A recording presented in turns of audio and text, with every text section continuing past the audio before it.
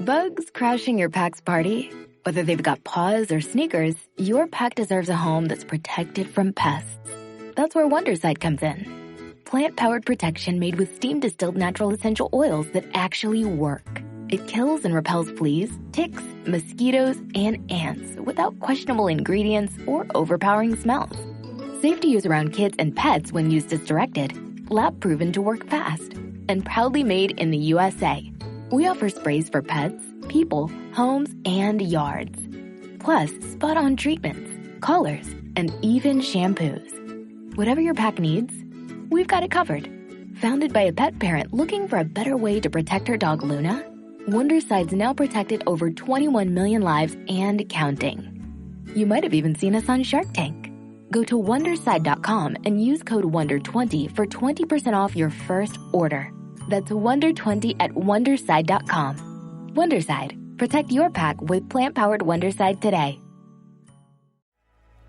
You are now listening to the Someone's Favorite Productions podcast network. Hello there, and welcome back. What is this place? Disconnected. Disconnected. Disconnected. Disconnected. Disconnected. Disconnected. Disconnected. Disconnected. Disconnected. Disconnected. Disconnected. Disconnected. Disconnected. Disconnected. I'm starting to feel disconnected. You have reached a number that has been disconnected. Hello there, and welcome back to another episode of Reconnected Live with Krit. And it is the middle of the night, so let's all be extra kind to Krit. Krit, thank you for waking up early for this. It's okay. I woke up at 1 a.m. I'm on 2.5 hours sleep. Let's go. Tonight, we're going to have a long announcement show as usual. Everybody is announcing everything under the sun. But also, tonight we're talking about one of Krit and I's famous, really favorite actors, I would say. We've talked about him briefly in a couple other things, and this has been a long time coming. We're talking about Denzel tonight. So, Denzel is my favorite actor. I have 2 videos on my channel about Denzel. I have one semi-explaining why he's the greatest of all time, and I have another one where I watch every Denzel movie and then I rank them, which was 55 at the time, but now there's highest to lowest, so it's outdated. So there's 56 now, and also in doing this, I have changed that ranking quite a lot. So that video is nothing anymore, but still watch it anyway. It's like an hour and a half. So now there will be another Denzel video next week that's an hour and a half, maybe? Of course. Yeah. To be honest, I should do one weekly, just updating. But yeah. So we're going to be covering our top 10 favorite Denzel movies at the end of this, and it's going to be long. I'm going to warn everybody now. When we did our M. Night Shyamalan video, we were like, this might be like an hour and 10 minutes, and it was like 2.5 hours.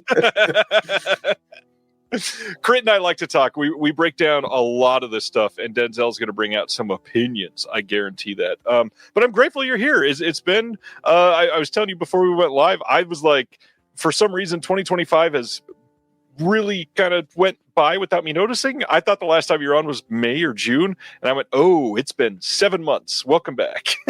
Yeah, it's been technically it's been a long time, but it literally feels like 2 months ago, maybe. Well, and your life has changed kind of dramatically since the last time you were on here. Not only did you get a new job, you got engaged. Congratulations. That's true. Yes, I forgot about that. Here I am, just keeping details of everybody's life for everybody. Yeah, those things happened. Yeah, got a new job, so that's great. I work from home now, so I get to do more stuff, like watch Denzel movies. And I got engaged. I proposed in a castle up Scotland. It was very nice. It's just the traditional way that they do it over there. Don't get confused. Yeah. Everybody does it. It was not special. Oh, man. One thing I wanted to highlight, which everybody, obviously, I'm going to say this every time. Krit, all of his links are in the description below. Please go subscribe to his channel. He's great at what he does. One thing that we talked about in the in the Discord quite a bit is that you put up a video this year that I, if I'm remembering right, it's like 4.5 hours. Oh yeah, yeah. To be fair, if you actually look, I think it's the last video I've uploaded. Yeah. And it was like a month ago or something, because like after I finished, it's 4 hours and 29 minutes and 35 seconds. Yeah, you needed like a 3-year hiatus after that. I get it. Big break. I couldn't go straight back to it. So this is a lot of people that are into physical media. It's some of their favorite types of video. So what are you doing in the video? Because it's very different than other videos of this kind. See, I wouldn't know that because I don't watch them. So, right.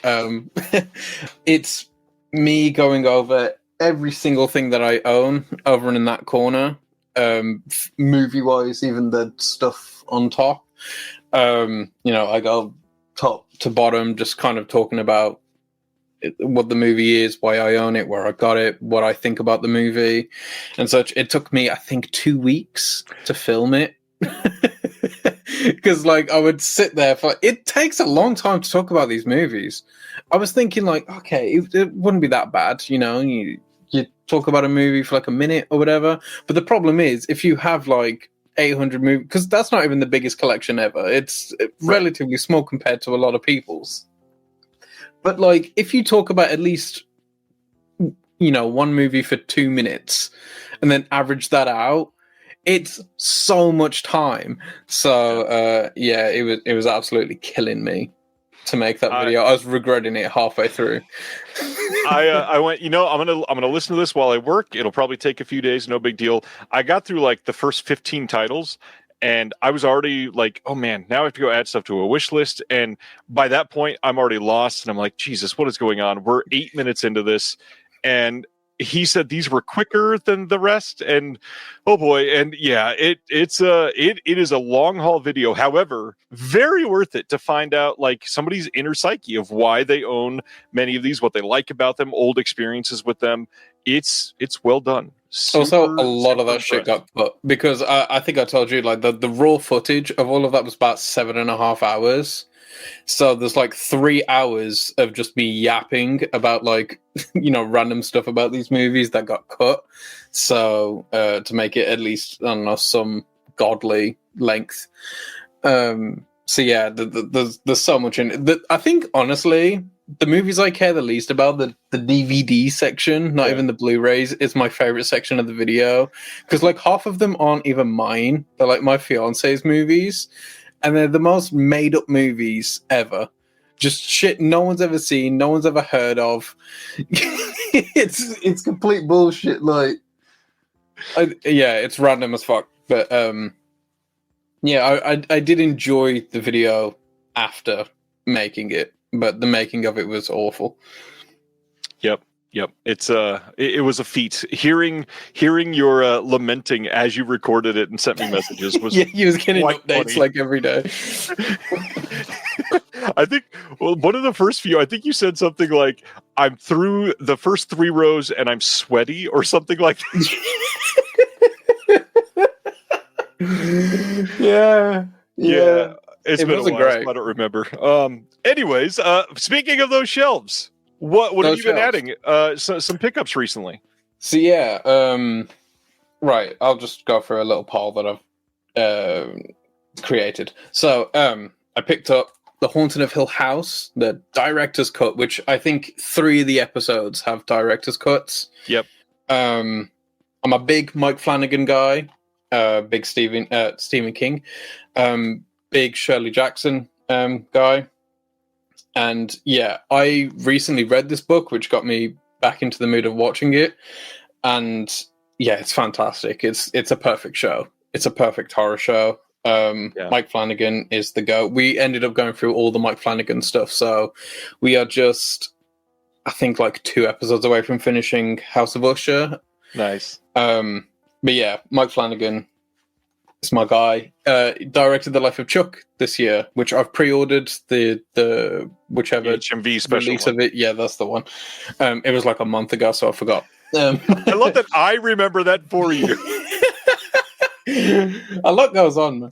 Okay. Another TV show. I got season 1 of Fallout on 4K. Oh, nice. I've not seen any of it yet. Right. First of all, I've never played a Fallout game. But the show is really, really good. Like, it's a really good show. I can't speak to how, like, faithful it is, because I don't know. But the show is really good. My biggest gripe, though, is that the 4K is, like, this, like, really thin one, right? Mhm. But the standard Blu-ray release of this season is thick because it comes with, like, extras. It comes with, like, a poster and stuff. And I was like, why does the Blu-ray have all this extra shit? And the 4K gets nothing. I was really upset about that, but I wasn't not going to buy it on 4K. So Right. Weird. I got the Arrow release of The Good, the Bad, the Weird. Good movie. Good movie. I've still need to like get back through like this version of it. Yeah. But I've not really seen many movies as of late, so I might as well actually talk about these together. So I picked up the BFI release of Chronos, which is like this big, chunky, very, very beautiful. I saw this for the first time recently when I did my Guillermo del Toro binge, and yeah, it's really, really good. Loved it a lot. At the same time, I picked up Pacific Rim on 4K because it's Pacific Rim, Guillermo del Toro, it's beast. Deep Red, the Arrow release of Deep Red, because I was watching some Dario Argento movies not too long ago, and this is one I've never seen. Ooh. Yeah, I know. Everyone tells me like this is like one of the ones. Yeah. I've seen a bunch of Dario Argento, but this is like one of like the most canon ones that I haven't seen. Yeah. So I'll get to it at some point.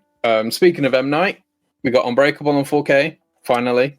Looks good on 4K too. I just love it so much. I don't like how they've like airbrushed Bruce Willis on this cover though. Every single M. Night film on 4K from the studio has looked like crap. Yeah, dude, the Signs 4K poster is awful. It's like one of the scariest things I've ever seen. It's like they've got like mannequins of the actors that have like slightly melted. It looks horrific.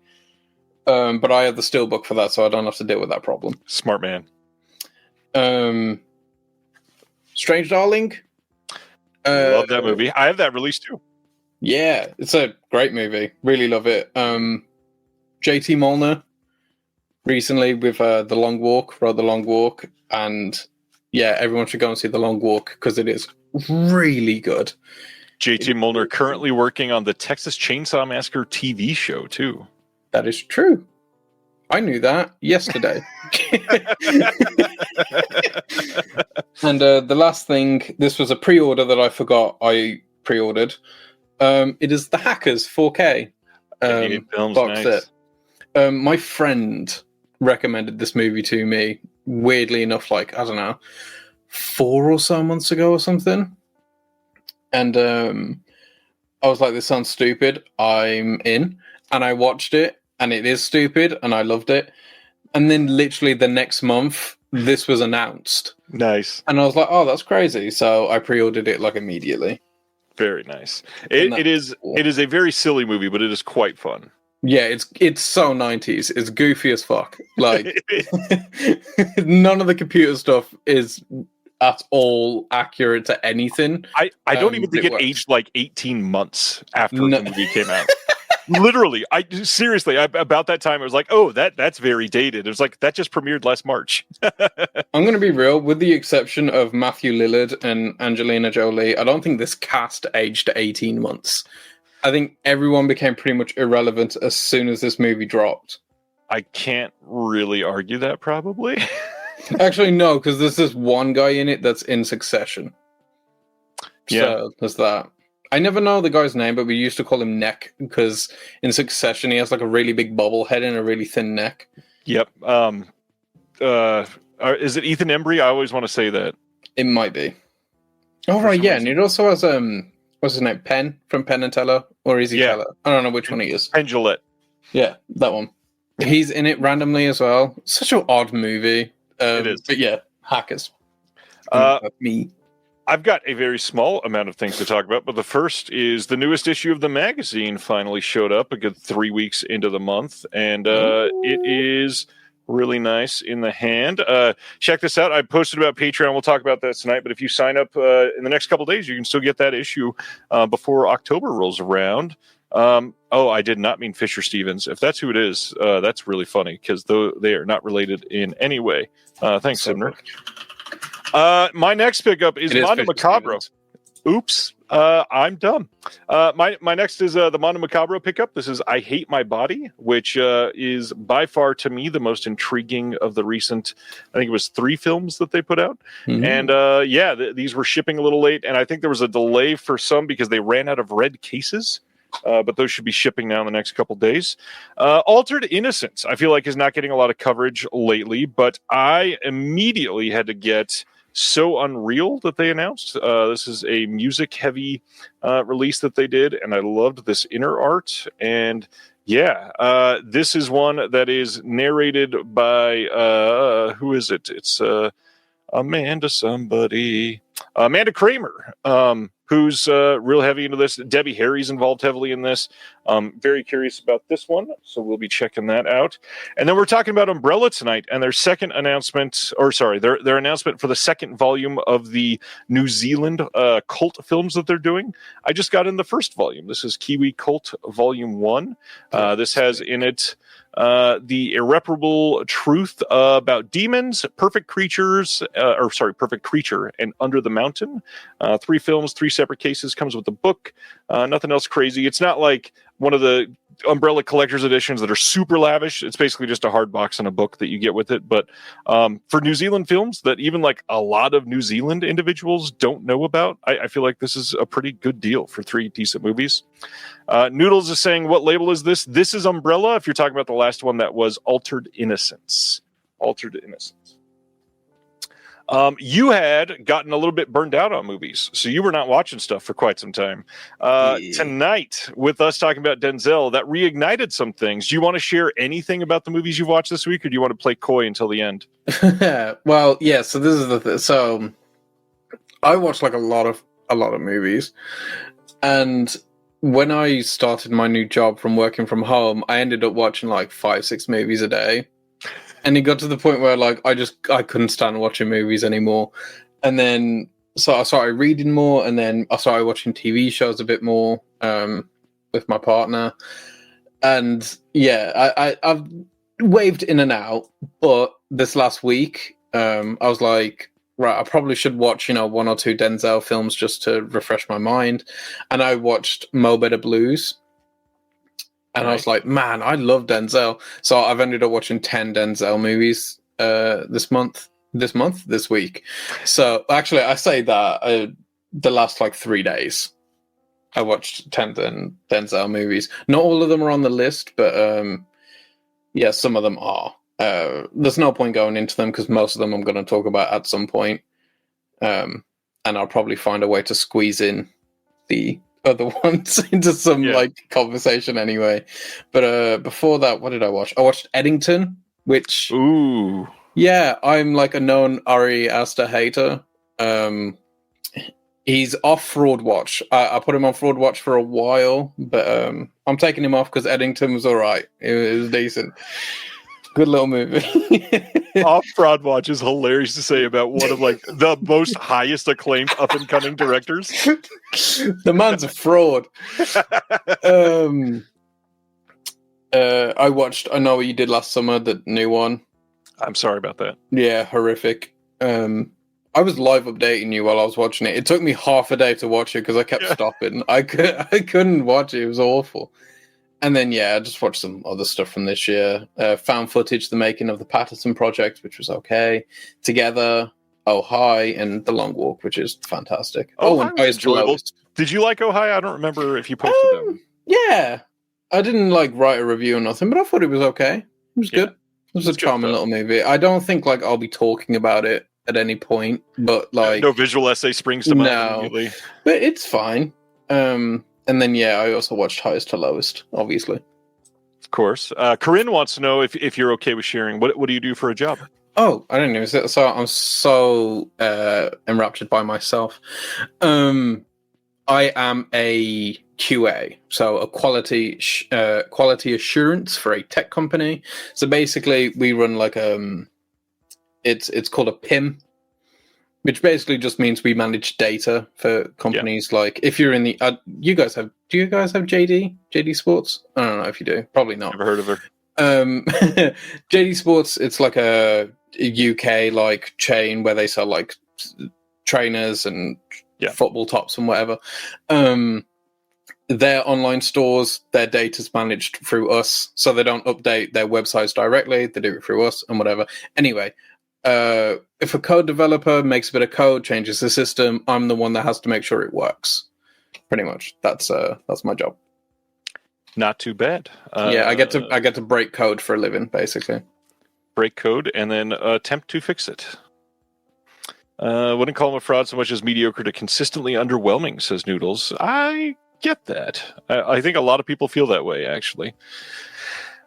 Recent watches for me. So this has been a wild week. We started off with the Patreon watch along was this last weekend in the Discord, and we watched a Pedro Almodovar film from 1983 called Dark Habits. It is that was an interesting response. Yeah, it's fine. Go on. Yeah. It is quite early in Almodovar's career, so it doesn't have his skill mastered yet. It's still quite stylish, but it was certainly not for me. Pretty much everything else I've seen from him has been vastly superior. However, still worth the watch. You see some nuns doing heroin, if that's your bag, I guess. It's not a terrible movie. It's Almodovar, so yeah, it was never going to be awful. But worth the watch. After that, I had my, of course, theater day at the weekend. It was only a triple feature this weekend. Went and saw him. Talk about that. Went and saw Big Bold Beautiful Journey. This is the newest one with Margot Robbie and Colin Farrell. And this one, go ahead.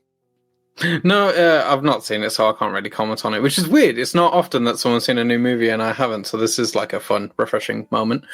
I just didn't know it existed. Yeah, the marketing's been weird. Like I've seen the trailer a lot because I go to the theater every single weekend. But other than that, I don't think I've heard of it outside of the theater. I literally saw a TikTok about it yesterday, and I was like, "Oh, what's Colin Farrell doing? Like hanging out with Margot Robbie? That's so weird." And then at the end, like in the little description, it was like, "Go and sit," and I was like, "They have a movie? Yeah. Why isn't that everywhere?" What's funny is your response to it is basically the response that I felt in the theater. I was like, why are they hanging out next to each other? They had zero chemistry. I get that everybody has been saying that, but it's absolutely true. It certainly feels like they're both falling in love with different people that aren't in the movie with them. Right. Oddly. The biggest thing, like it's a beautiful movie. It's shot wonderfully. It's Kogonada, so it's going to be colorful and like whimsical and stuff. However, the dialogue, certainly a little awkward for me. It definitely felt a little less human than I think they would have been in the moment. It's meant to be like a bubblegum pop type of script, it feels like, and it's quite mainstream in that effect. The plot itself is not mainstream, so I feel like those are sort of juxtaposing a bit. I like this, but as Siviner is trying to say, it puts Life of Chuck to shame. It does not. Life of Chuck is miles beyond. I haven't even seen this movie. I'll break this screen. Don't you dare. That's really funny. Followed that up, though, with my favorite movie of the week, which is The History of Sound. This is the newest one with Paul Mescal, which I fell in love with after Aftersun because that movie is a masterpiece. I've seen it, I think 5 times or 4 times in the last 3 years already. But the big thing is he stars with Josh O'Connor, and they're both just magnificent in this movie. It's about two students at a music conservatory in, I think it's Boston or the Northeast, somewhere like that, in like the mid 1910s. They're literally in the middle of the First World War, and that comes into play a little bit. But it's this very quaint, slow-moving story about their relationship forming as friends and like lifelong friends and more, obviously, as that goes on, because they're inseparable and then they're forced to separate and then they are separated without their choice. And there's a lot of anguish as that goes through. But the big thing is they're collecting songs is the way that they put it in the movie. And they're going around with wax cylinders for people to record. And when they get them, it's supposed to be going into the conservatory for this big music program. But It is emotional. It is beautiful. It is wonderfully acted. If you don't like slow cinema, you're probably not going to like this movie. It's not like nothing happens type of cinema, but it is a very almost like melodrama type of 2025 attempt at telling history through a romantic interspersed life story type of movie. And it's great. I walked out of the movie and told my wife, I think we just watched Gay White Sinners. And that's how it felt. But I've got to be honest, the same year that Sinners came out, they'd probably make a double feature to just absolutely wreck you emotionally and musically. It's a really good time. Yeah, check out the history of sound, because I feel like hardly anybody is going to see that movie. Okay, I'll watch it. You convinced me. There's one. It was very passionate. The last thing I watched this week, which I'm only saying this because I'm leading into a watch of the sequel on Saturday, and I'm very much not looking forward to it. I finally got to see The Strangers Chapter 1, and all I have to say is, why did they make that movie? It is the hottest of hot garbage. My dear friend Dustin, who is probably going to watch this at some point and comment and say, oh my gosh, he posted a review of it today because he watched the first one again. He really likes the first one, and Dustin, I'm sorry that you hit your head this morning. The Strangers Chapter 1 is not good. It's not good in the least bit. I don't know why they had to do this. It is a beat-for-beat remake, but like they were making it while trying to find out if they could close all the doors and not have oxygen and see how long they could survive. Because it's bad. It's real bad. No, I did write a big piece about Strangers Chapter 1 somewhere, and I thought like it might have just been on Letterboxd, but it's not, so I have no idea where that is. It's awful. Yeah. It is terrible. It is just the first movie all over again, but way worse. Yeah. There's so many asinine decisions about it. Like the big one that I'll point out, and this is not a spoiler in any way, but the main character's boyfriend, he just randomly goes and gets on a motorcycle that he's never driven before, knows how to start it, knows how to drive into town after a wet, rainy day, and goes and gets food, and he's totally fine, and he gets back to the house, and all that. Why? He would not have been able to do that. It's not something he could do. The sequel is going to be the same director as Strangers Chapter 1, Noodles, but it's not the same director as the 2008 one. Very different, much worse. Yeah. If you want to watch Strangers Chapter 1, just rewatch The Strangers, and you'll be good. Rewatch The Strangers, but close one eye and stand on your head, and it's basically Strangers Chapter 1. Yeah, that works. I've not finished it yet, but I did want to give a shout out. I started watching EFIS. This movie freaking rules. It's so sick. It is such a good hangout vibe, just great time. I've got about 25 minutes left, but it is a blast. One of the best of the year by far. Definitely going to be top 10, top 15 for me. Yeah, I have it quite high in my list as current. I've seen 112 2025 films, and it's just outside the top 10. I am doing way better than I've ever done in a current year, and I think this is going to be. Oh, before I answer this, let me make sure, because I don't think I'm including the ones from this last weekend. Once EFIS gets added in there, I will be at 92, and for me, that's really high. I used to be finish the year at 40 if I'm really lucky. Look at you go. Yeah. This whole going to the theater for a whole day every weekend really kind of helps. I've noticed. It is a good movie. Check it out, Noodles. It's a blast. It is. It's very good. All right. Anything planned for your show that you want to highlight before we get into the announcements tonight? Well, no. I am working on a video very, very slowly. But I don't have the motivation to do a lot of it. I mean, it's a big project again, just like the last one, and I've edited about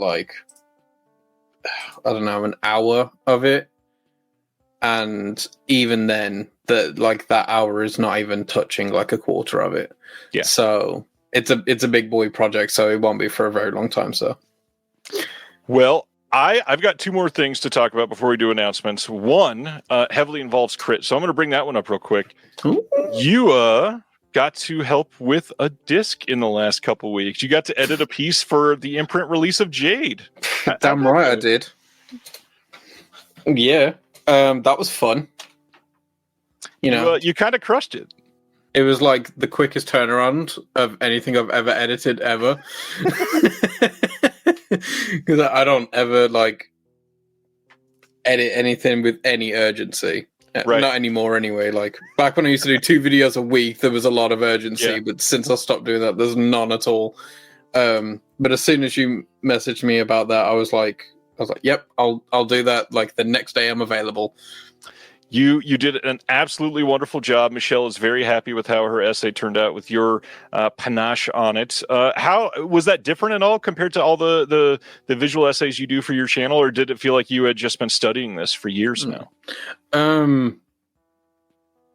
don't know how to say this without sounding like a dick, but like like a dick. We want to hear that. It was way easier than doing anything for my channel. Way easier.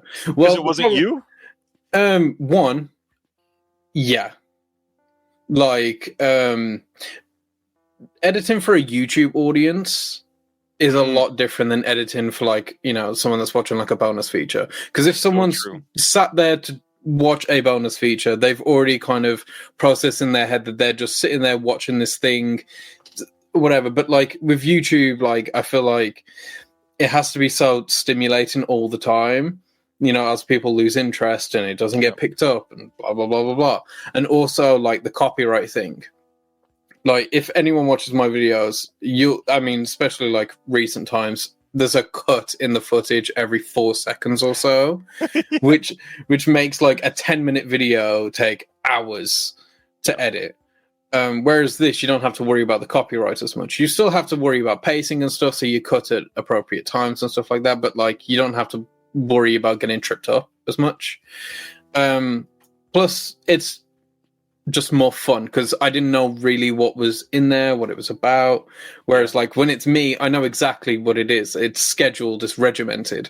Like, when I write a script, I will already, in a separate folder, have, like, it planned the editing from top to bottom, what images I need, what footage I need, and it's all numbered. So when I take it into the program, it's all in place kind of already. With this, it was just kind of like listen to it and figure it out, which was like fun. Yeah. And one thing I got to find out, because I've not asked this yet, had you seen Jade before this edit, or was this a first time watch? I didn't watch it. Which made editing it like really difficult because anytime like she mentioned like a character in the movie, I had to Google who the character was, right, just to make sure. But I feel like I've seen it now because I've had to like I had the footage of the whole movie and I was like going through and I was like, so I know what it's about. I know the ending, like I've never like properly seen it. But yeah, it made that's why there was like a whole confusion with like a character's name and stuff like that, and it was tripping me out because I was like, I'm missing something here. But no, I want to see it, and if I get a copy of this release, then I will definitely see it. I sent you the film. Yeah, it's true. But but if I get this copy, I probably will watch it. It's Friedkin. Of course, I'm going to watch it. Yeah, it's really good. I think it's a lot better than people give it credit for. Yeah, I looked and like I can't remember exactly what the Rotten Tomatoes is. Let me have a look. It's not great. No, it's awful. It's like 18%. Yeah. The big problem is it came out like 3 weeks or 4 weeks after Showgirls, and everybody was like, "Oh, erotic thrillers are done now." And so Jade came out, and everybody's like, "Yeah, we don't care. This is bad." And it was just poorly made. When in all reality, it's Friedkin. It's wonderfully made. There's a really great chase scene in it. Some like gnarly, very adult scenes with some like really crazy blood for a pretty mainstream movie that came out. Well, this is the thing. I saw the 18%, and even when I saw that, I was like, that doesn't look right. I've not seen this, and I can be fairly certain 18% is harsh. Like, I have seen what Friedkin can do, and at a certain point, there's directors where, like, even at their worst, something is competent. Yeah. You know, like, the worst Spielberg movie is still competently made. You know, so, like, especially that deep in his career. If it was like year 3, maybe okay. But yeah, this is 95. Like, Friedkin's not new. You know? Yeah. And from what I saw, it looked very well made. It is quite well made. And Brian is right. He says the problem is David Carradine. He means David Caruso. But yeah, David Caruso is absolutely the problem on Jade. He doesn't fit tonally, and I think that's why he got relegated to TV pretty quickly after this movie came out. Right, yeah. Yeah. Ugh. The other thing to bring up is a quite British problem this week as well. So it's a specific that Krit is here. Gary's asking for it in the comments too. So I had planned to bring this up. He says, could you discuss BFI's 4Ks of Nosferatu the Vampire and Aguirre the Wrath? So yeah, let's get into this. So there's been some, quote, controversy. BFI had announced 4K releases of Aguirre and Nosferatu the Vampire, Herzog films that people love. Like, these are very beloved films. I've got literally a Nosferatu the Vampire poster right there that I can see. These are movies that people had wanted in, like, legendary 4Ks for the longest time. And then they come in from BFI, and somebody's taken some screen caps and posts on Reddit that these were restored by AI, and you can tell by looking at the faces. And here's some screen caps to compare the Blu-ray and the 4K. Now, the way that they are put together in the Reddit post that started this whole flame war, they look pretty not great, I will say. They don't look very filmic. They look quite denoised, and we'll get to that in just a moment. However, I didn't see anything that would say immediately this is AI specifically. So I didn't really say anything. I didn't post anything. A couple of us, we talked about it in DMs and stuff, but that was it. But then Mark from Orbit DVD went and posted that he took it home and opened it up because one was damaged and watched it. And he said, it looks very good. Everybody will probably appreciate this. Now, a lot of people noticed, hey, you own a retail store. You don't want people to cancel discs. You have every reason to say that this looks great. And so people started making Reddit posts in response to his social media posts saying, Mark's a complete liar. These look awful. He should not have said anything. All this big hubbub. The reality is, here's where we are. The BFI has responded in a couple spots on social media saying that the German company that restored these did not allow them to do any further restoration work on the scans that they were given. They had tinkered with them in some ways that the BFI does not know all the details about, and they were forced to choose to release them like this or not release them at all. Now, many of you would probably say, well, yeah, don't release them, because you should stand behind the integrity of what you're putting out and know that it's the highest of quality. And honestly, I can't really argue with that. If you think it looks bad, why are you releasing it? I get that. But they had already paid for everything. There was no way out of the license. It was either that or take a huge loss. And it's the BFI. Like, they're supported by donations through the British government and a lot of other things. They don't have a ton of money to just lose on a couple giant titles, sadly. So, my thoughts. Does it look like it could be AI? Yes, with the question mark. If you look at the screen caps specifically, 1-to-1 right against each other, the Blu-ray, to my eyes, does look better. Specifically the coloring. However, one of the things that I definitely want to say about this is that the ability to, like, denoise film in very, very, like, the most basic, not even like filmmaking programs or anything like that, like DaVinci Resolve, you can denoise things, and it looks like it is that level of denoising done where everything is smoothed out. It almost looks like foreheads are, like, painted clear almost. Not like the color clear, but like clear of any blemishes. You can very much tell that it's been had a lot of very heavy DNR applied pretty much throughout the entire film. It's not a great look. That being said, does it look so bad that you don't want to watch it? Not really. Will we ever know if it's truly AI? Probably not. Now, the sad thing is that response doesn't get clicks and people riled up to either buy or cancel orders, so that will never be discussed with nuance anywhere.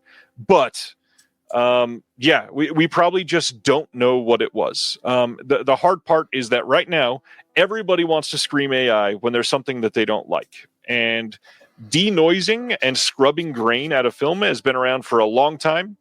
That doesn't mean that it's generative AI doing it, which means you probably should not apply that term to it as an accusation publicly unless you have reason to believe it. One specific example that I will share that is very obviously doing that over the last couple of years is the I Love Lucy Blu-ray set that came out. In the background of some of those scenes, there are faces that when they are, we'll say they're looking away from the camera like this, and then they start to turn. When they get about here, a full face appears like here, and then it distorts as they keep coming around to the camera. It's really bad. If it's AI, if you're watching a moving image, you should be able to know very quickly. If you're looking at a still image, unless there's something very obviously fake, like 18 fingers on a hand or something like that, it can be quite difficult to see, is this AI or is it really bad, like removal of grain and smoothing? It's not great. Either way, like I said, it's not something that's appealing in a filmic way. However, jumping to AI is ridiculous. We definitely need to have more nuance when discussing this as a industry and as hobbyists and as people that love movies, period. Any thoughts on AI, Krit, other than you're vehemently for it? Yeah, I fucking love AI. No, it's awful. It's genuinely terrible. I hate it.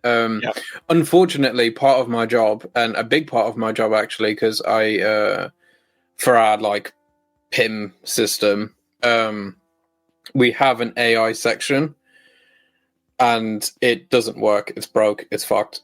But I'm the one that I'm like the specialist in the AI department to test it. Yeah, and it's awful.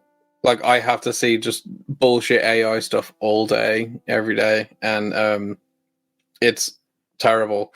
And to think that any of that gets anywhere near art, especially stuff like Nosferatu the Vampire, that's disheartening, if true. But also, like, I've seen so many restorations that just have, you know, shitty quality to it that makes it seem like AI, even if it's not. But yeah, I don't know. Like, I think BFI historically have been a decent company. They've put out decent releases and stuff like that. So I don't think like it's worth trying to like jumping straight to an accusation and almost ruining a reputation of a fairly innocent like distributor. Like, because the AI tag is so, I don't know, just overused. marking. It's so marking for a label. You know, if like James Cameron used the AI to restore like Aliens and all of that stuff, and it's pretty much killed all hope for any future James Cameron restorations. People don't want to see any of them at all. Because, you know, the AI thing. So they're even if future ones, yeah. So even if like, you know, they do a future one without AI, people aren't going to care. People aren't going to want it because of, you know, the bad history. Yep. And they're applying that same kind of hatred or that same kind of mark to BFI without verification, which I think is very strong, especially since it's off stills. No, I don't think, you know, stuff should be degrained and stuff like that. I personally love the texture of film, but it is what it is. It happens all the time. It, you know, and stills can be really, really deceiving. You know, like how this movie looks in motion and how it will look in still form is going to be completely different. It always is. The opposite is true as well. Like sometimes you see a still of a movie that looks amazing, and then you watch the movie and it's awful. This is a terrible movie. So, like, it goes either way. But yeah, AI stinks. I do agree with Craig, who says scrubbed of grain shouldn't be acceptable either. I agree fully. It absolutely should not be. This joke is very good, Matthew. Matthew says, my biggest issue with AI is Haley Joel Osment's performance. Yes, hilarious. Noodle says, my biggest complaint with older films getting newer releases as far as their quality goes is whether the skies are blue or look dirty, scratched, or hyper grainy. I mean, they should look, for some of them, very grainy. Film inherently has grain. So I can't necessarily agree with that last part. It looks good.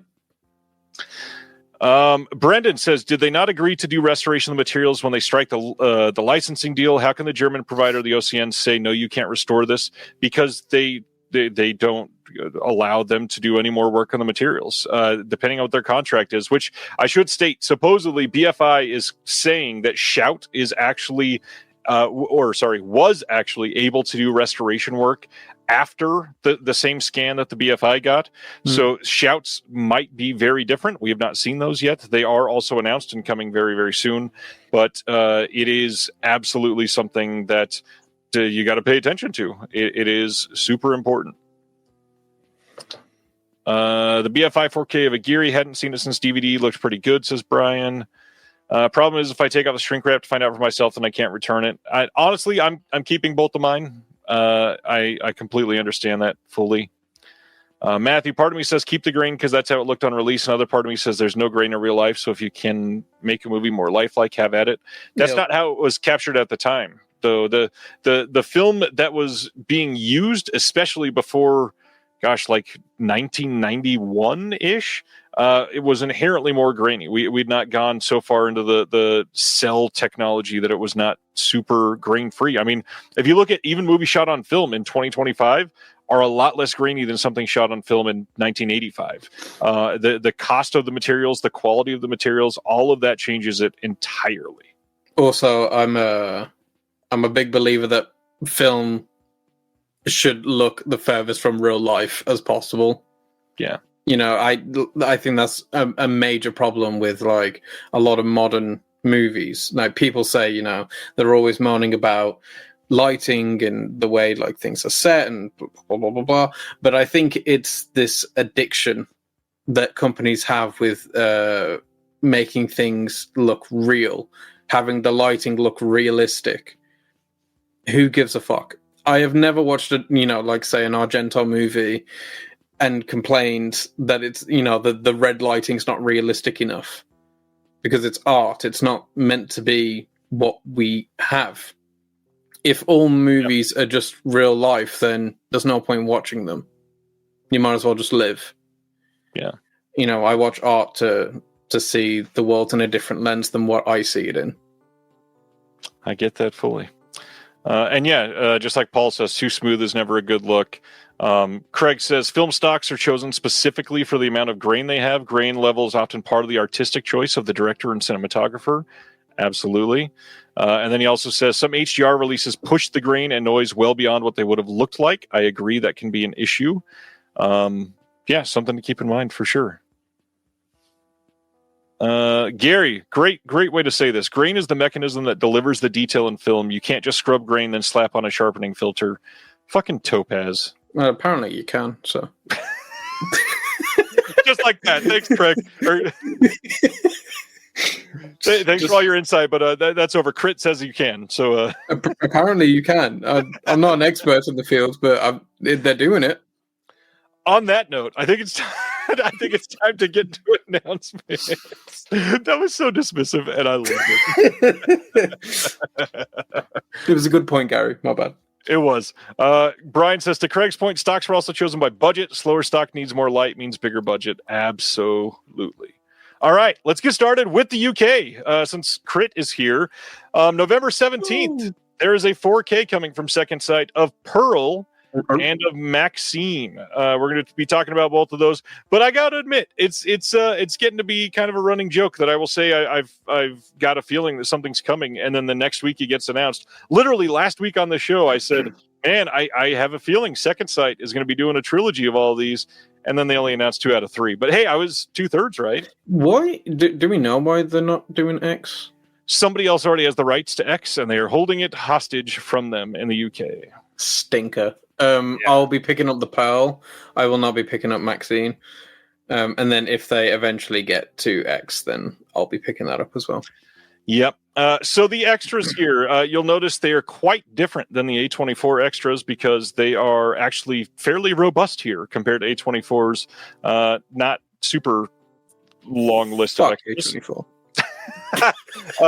So for Pearl, we got HDR with Dolby Vision and Dolby Atmos, new commentary with Alexandra Heller-Nicholas, new interview with Ty West, new interview with Tandy Wright, new interview with the DP Elliot Rocket, new interview with the production designer Tom Hammock, new visual essay by Joe Wallace. There is a piece called Coming Out of Her Shell and Time After Time.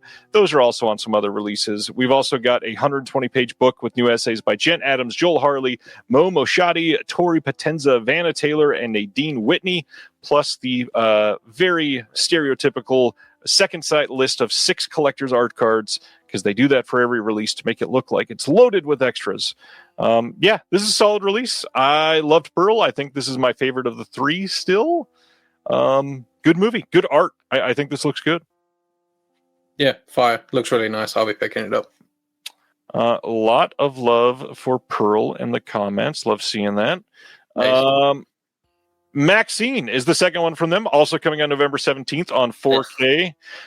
This is my least favorite of the 3. I don't hate this one, but I feel like it's a big quality drop off from the other 2. The art for this one, I feel like, is off compared to Pearl. It just doesn't quite feel right on the box. Weak. Yeah. I don't know why it's so red either. The movie's not very red, is it? No, it could have been like a purple or pink, and it would have been a little bit better. I think pink would have been more suiting. We got HDR with Dolby Vision and Dolby Atmos again. New commentary by Bill Ackerman and Amanda Reyes. I really want to hear that commentary. There's a new interview with Ty West again. New interview with Jacob Jafke, who's the producer on this. We got a new interview with the director of photography, Elliot Rocket, again. We got a new interview with the production designer on this one, which is Jason Kisvarde. We've got Kat Hughes speaking on Maxine, and then 4 other featurettes and Q&As that were on some other releases in the States. And then again, a 120-page booklet with new essays by Reina Cervantes, Sarah Miles, Sam Moore, James Rose, Rebecca Sace, and Michelle Swope, and 6 more art cards. Those aren't even art cards. No, they're like character sheets. cards. Yeah. Let's see. There's something off with her face on the box. Yeah. I mean, even if the booklet cover was the cover of the box, I think it would have been a little bit better. Yeah, agreed. Let's see. Stefano says, "I'm sure I'm alone, but I thought this one was better than Triple X." Or are you saying than X? It's better than the Vin Diesel movie? I think not. I love X. X is almost as good as Pearl, in my opinion. Yeah, I have X and Pearl at like the same level. They're both really good. Nice. Josh talked with Bill about the commentary a few months ago. Any guesses on the label for the licensing for X? It is. We already know it. It's entertainment and video, and they've only released it on Blu-ray, and that's the best you're getting. So good luck. It's not even a good label. It's not a good release. It's tripe. So yeah, that's it for Second Sight, and I will be the one before all the comments start saying it. Where's Possession? I have that question too. I have a feeling we will get that announced in not tomorrow, but next Friday. Motherfucker! I get to miss the Possession one. Great. Yes, you do. TerrorVision last Friday dropped their 4K release of Happy Hell Night from 1991. This is a Halloween-themed Halloween-themed slasher from 91 that is pretty damn good. This is scanned and restored in 4K from the 35mm OCN. This is a 2-disc set with the 4K and Blu-ray, both are region-free. We've got Dolby Vision on the 4K. We got a commentary with Amanda Reyes again, and also Dan Budnick, her podcasting partner in crime. Interview with Elvis Restaino. Interview with Gabe Bartalos. Interview with Michael Negrin. Full 2K master presentation of the Code Red Blu-ray version that they put out years ago, and then brand new subtitles and some more extras on the way that we have not confirmed publicly yet, but you can pre-order this now, and this will be shipping with all of your 13 weeks of Halloween stuff, or November if you order it on your own. This movie's good. Have you seen this one? I have not. I hate that text. But other than that, I don't have an opinion on this. The font itself? Yeah. I don't like it at all. It looks like, do you remember, like, I don't even know what it was on, maybe like Microsoft Paint or whatever, but like those really old like Word graphics? Yeah. Yeah, it's like one of those. I don't like that at all. Maybe it's like just because it's like the digital like copy of it though. Obviously because it's like a format that they've just like put the cover on or whatever. I assume it looks better when you actually have it like on Always the release, yeah. Always. Next up is doozy. November 26th, Imprint is releasing a wild mix of 4K Blu-ray and VHS in one package in Australia of Silent Night, Deadly Night Parts 1 and 2. So we've got one of their, as they like to use the words, heavy bespoke packages. And this is 24 by 32 centimeters, weighs in at 1.5 kilos. And for those of you that are not British, 1.5 kilos, how many American pounds is that, Krit? Do you know offhand? No, I only know real units. Sorry. If I remember right, it's about 4.5 pounds, literally, which is a shit ton comparatively. This is going to be a massive release. This is going to have 3 full-color matte laminated 27 by 40-inch folded posters. That's just for the first movie, I believe. We've got at least one for the second one. Yeah, a full 27 by 40 for the second one. A reproduction of the full press kit. 8 replica lobby cards with original production stills. A reprint of issue number 1 of the Silent Night, Deadly Night comic adaptation. A 3D lenticular hard case to hold all 4 discs. And this is only going to be pressed once, of course. And let's see.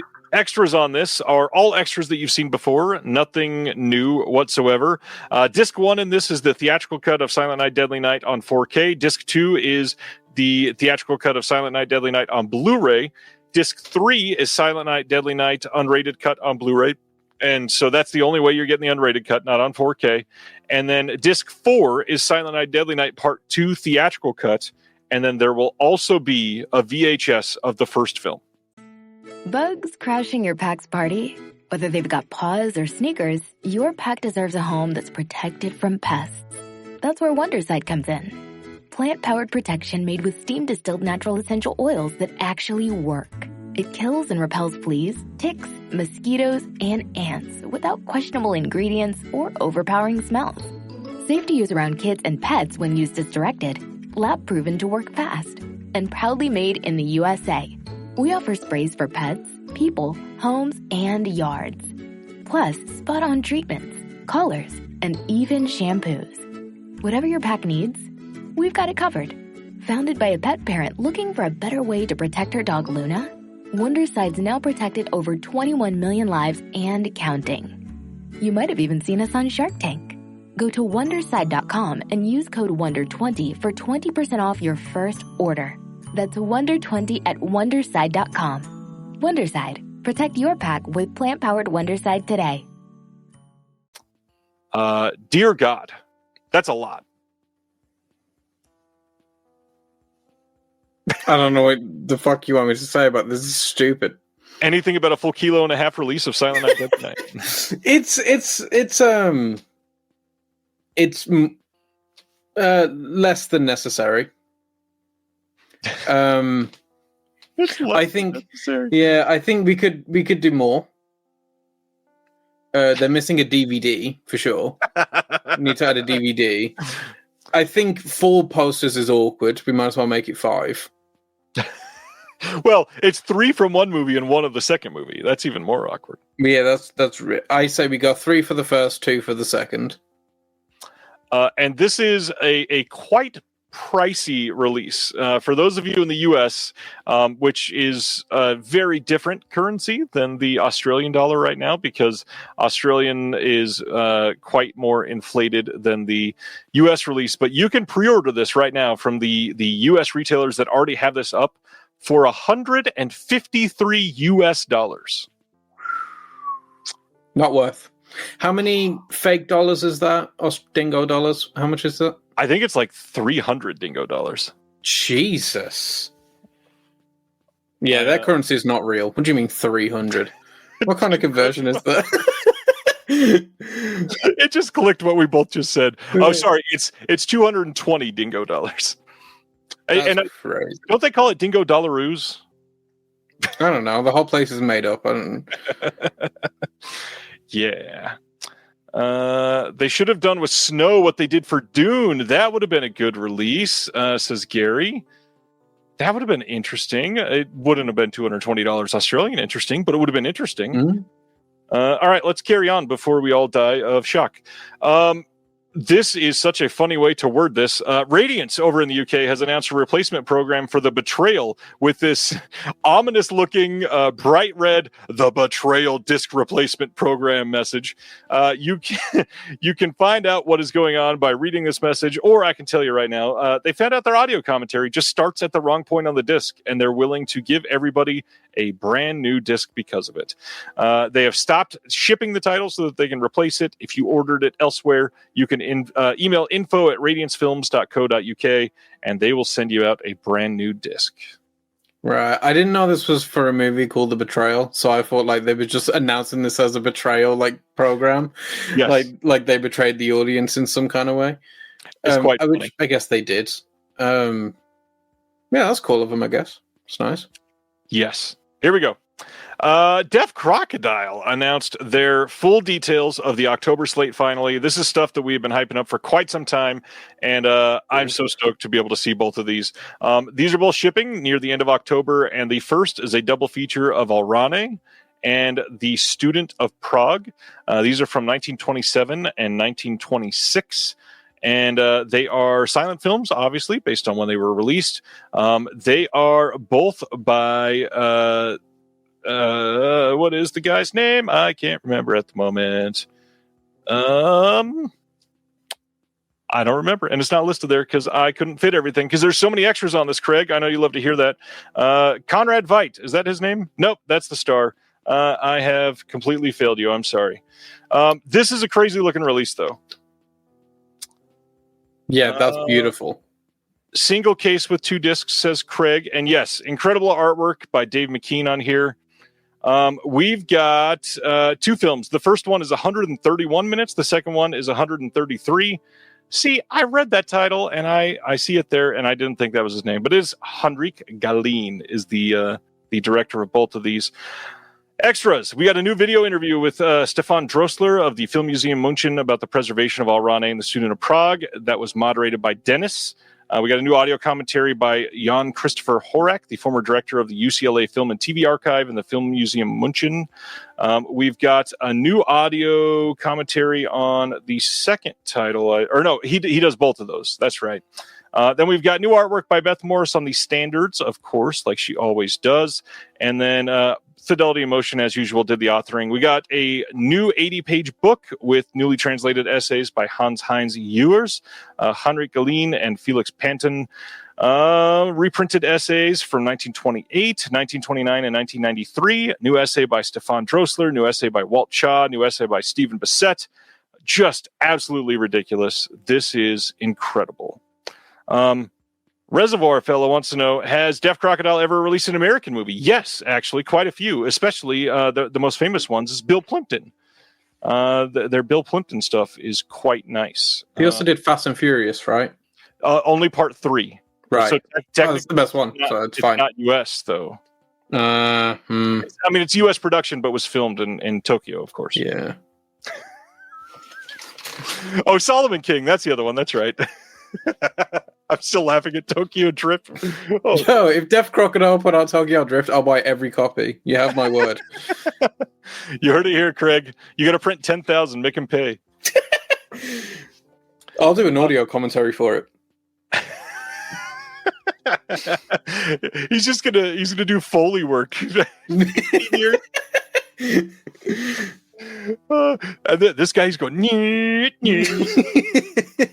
All right, so that's the first release. The second one is right here. This is Norbert Pfaffenbichler's 2551 trilogy. These are from 2021, 2023, and 2025. And these are wild. This paragraph here is probably the best way to write this out. And so I normally probably wouldn't read this entire thing, but it's kind of necessary because I think Dennis wrote this and he is a mad genius for some of this copy. And a lot of it he's got like memorized. But he says, imagine Mad Max run amok in the Mutter Museum, a nightmarish subterranean world of superstition, magic, and deformity, ruled by fear and oppression, and peopled with a spine-chilling assortment of mutants and masked monstrosities, including faceless stormtroopers, parasites, nude figures, taxidermied monkeys, alchemists, and other occult horrors. Welcome to the unearthly visions of Austrian artist and director Norbert Pfaffenbichler's 2551 trilogy, a staggering combination of avant-garde cinema, post-apocalyptic sci-fi, horror, monster action, dystopian political nightmare, silent cinema techniques. All three of these movies are told without dialogue with very different color tinting. Endless subterranean labyrinths shot in abandoned World War II bunkers in Vienna, myriad grotesque masks, industrial and death metal music, the brothers Quay, and Jan Svankmajer and Joel Peter Witkin and David Lynch all mixed together. Definitely not for the faint of heart. This is experimental filmmaking for fans of Silent Hill, Hellboy 2, Eraserhead, Mad God, and Begotten, The Cure and Bauhaus and Metallica, Lucha Libre, and unbelievably, Charlie Chaplin. In other words, it's like nothing you've ever seen or dreamt of before. Sounds like a night in Florida. This sounds great. Never heard of any of this shit, but it actually sounds really fucking sick. Gary is saying, not that it matters much, but does it actually have a narrative, or is it just a bunch of weird stuff? It genuinely does have a narrative, actually. I like that less. Well, it is a narrative told through very experimental filmcrafting. And it's I'm in then. Very good. Very good. The art on this is remarkable. Gorgeous. Per usual. Deaf Crocodile always has some of the best art. Here's the standard art on this one. Now, for the extras on this is a 4-disc set for 3 films. They had to really start to take a look at what they could even accept for this release because the discs were getting so damn full. This is a wonderful, wonderful release. And if you're even remotely skeptical, that's not a word, skeptical about buying this, I would watch the trailer that they've released for this because it is quite good. So on this, we've got 7 experimental short films by the director. We've got 4 new video interviews. We've got, new interview with Pfaffenbichler discussing his avant-garde films. We've got a new visual essay by me and Dr. Will Dodson on the first film, 2551.01. Nice. It's really fun. We talk about the Charlie Chaplin influences quite a bit. There is a visual essay by Stephen Brumer, who is the experimental filmmaker out of Canada that works on Black Zero, the experimental film label. He's like the voice to talk about these films, so I'm so glad that he's involved in this. We've got new commentaries by Sheila Rowan Legg, by Eva Letourneau, I believe, Ann Golden, and then Mike White from the Projection Booth podcast. There's a featurette on Jam of the Damned behind the scenes of 2551.03.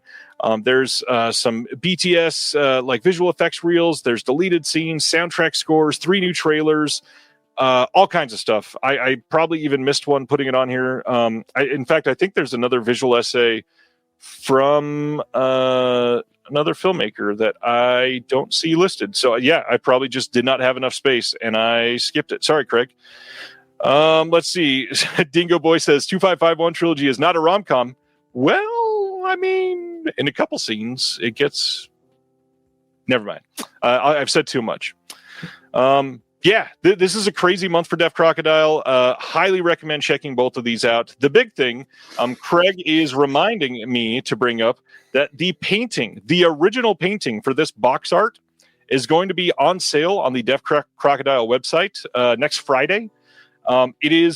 It's pricey because J.G. Jones is an acclaimed comic book artist, but he usually charges $5,000+ for the painting, and it's a pretty big painting too. He's charging about half price, so this will be $2,551 on the Deaf Crocodile website. Nice little tongue-in-cheek total there, and I love it. We're going to be talking about that next week because it'll go up on sale. But if you're super into original art and you love this stuff, This will be on the Deaf Crocodile website to purchase next Friday for one lucky individual. It's the original painting itself, signed by J.G. Jones, and that's a Gorgeous. big deal. Yeah. Have you checked anything out from Deaf Crocodile? Probably not yet. Nope. I didn't mean for that to sound so dismissive. It's just usually they put out stuff I've never even heard of. And you're in the UK. It's and I'm in the UK, which is a bigger problem. But this is probably the thing that they've put out that I'm the most interested in. Also, there was like something they put out a while ago, and I keep meaning to like circle back to it, and I can't remember what it is, but I feel like it was like an Irish folk horror. The Outcasts, probably. That's it. Yes, it was that. Which I've Beautiful been meaning movie to get to as well. Yeah. And we'll talk about that after. I'll tell you about The Outcast. It's a great one, and I think everybody should see it. It's so good. Hey, I mentioned that I saw him this weekend. I did not like it, but if you're into it, there's a 4K Steelbook up that you can pre-order now. It'll also get a standard 4K, a Blu-ray, and a DVD. Those are all coming from Universal. We don't have a release date yet, but here it is. Did this interest you at all? Did you see the trailer, or did you see it? I saw the trailer, and I was like, okay. I think this movie has really highlighted that people don't know generally the distinction between a producer and a director. Or that the studio itself is trying to con people into it, though, too. Yeah, I saw like so many people going like, what is Jordan Peele doing? Like, blah, blah, blah. Jordan Peele fell off. And I'm like, Jordan Peele didn't make this movie. But he is like, everywhere in the marketing, that's for sure. I will say, though, it must suck to be Jordan Peele because he wanted to get weapons and he couldn't get it, and he ended up getting this instead, which might be the worst trade in history for releases. It's a pretty bad trade, I gotta be honest. Wow. All right, so that is him. Next up, over in the UK again, Screenbound Pictures on November 17th, releasing a 4K of Renaissance from 2006. This is a movie that I had somehow never heard of. Stars quite a bit younger Daniel Craig. Never heard of it. Yeah, limited to 1,000 copies. Got a double-sided poster, some behind-the-scenes, B-roll, featurettes, stuff like that. Yeah, I don't know anything about this movie, and you were supposed to be the expert here. Krit, what happened? I don't like UK movies. That's no, I do. I've literally never even heard of it. I don't know what this is. KB is asking, what's an O card? That is the fancy way of saying slipcover, just to make everybody that only collects slipcovers go, ooh, I need one of those. Brilliant. Yeah. Hey, another 4K release coming from Screenbound on November 3rd is Boston Kickout from 2000. Yet another one that I have not seen. We got multiple commentaries on this one with a brand new one with Mark Warren. Some deleted scenes, making of storyboards, all that interesting stuff. This starring a very young Andrew Lincoln. So Krit is very excited about another British. Yeah, I have no idea what this is either. I didn't even know Andrew Lincoln was British until I was like 17. So that was like 9 months ago. I'm an old man now, Ryan. Yeah, I watched Love Actually when I was like 17, 18, and I was like, the guy from The Walking Dead's English? That's so fucking weird. But yeah, I've never heard of this. So I'm sure it's okay. I love that everybody in my generation was like, whoa, the guy from Love Actually is doing horror? Oh, how the turntables. Let's keep going. Well Go USA on November 11th is releasing a Blu-ray of the brand new Scott Adkins film, which is supposedly pretty great, called Prisoner of War from this year. Are you a Scott Adkins guy? I'm not a massive Scott Adkins guy, but what I have seen, I have generally liked. Just none of it has like stood out as like amazing. It's all just kind of stood out as pretty good. You don't historically talk a lot about martial arts, so that's I was curious about that. Actually, I am a big martial arts movie guy. Not a ton of the visual essays as well. Oh yeah, no, because there's. I'm going to get killed for this, but generally, there's not a lot of interesting things to say. Yeah. Like, you know, Bruce Lee movies, I love Bruce Lee movies and all Jackie Chan movies, Michelle Yeoh, and I love like the whole wuxia subgenre and stuff, but like, there's not a lot to say about most of them. What you can say about like 5 minutes of that movie can apply to the entire movie. So it's hard to talk about them. But I did talk about Enter the Dragon in my top 100 video, which is no longer in my top 100 anyway, but still. Way of the Dragon is, though, so there's still a Bruce Lee movie in there.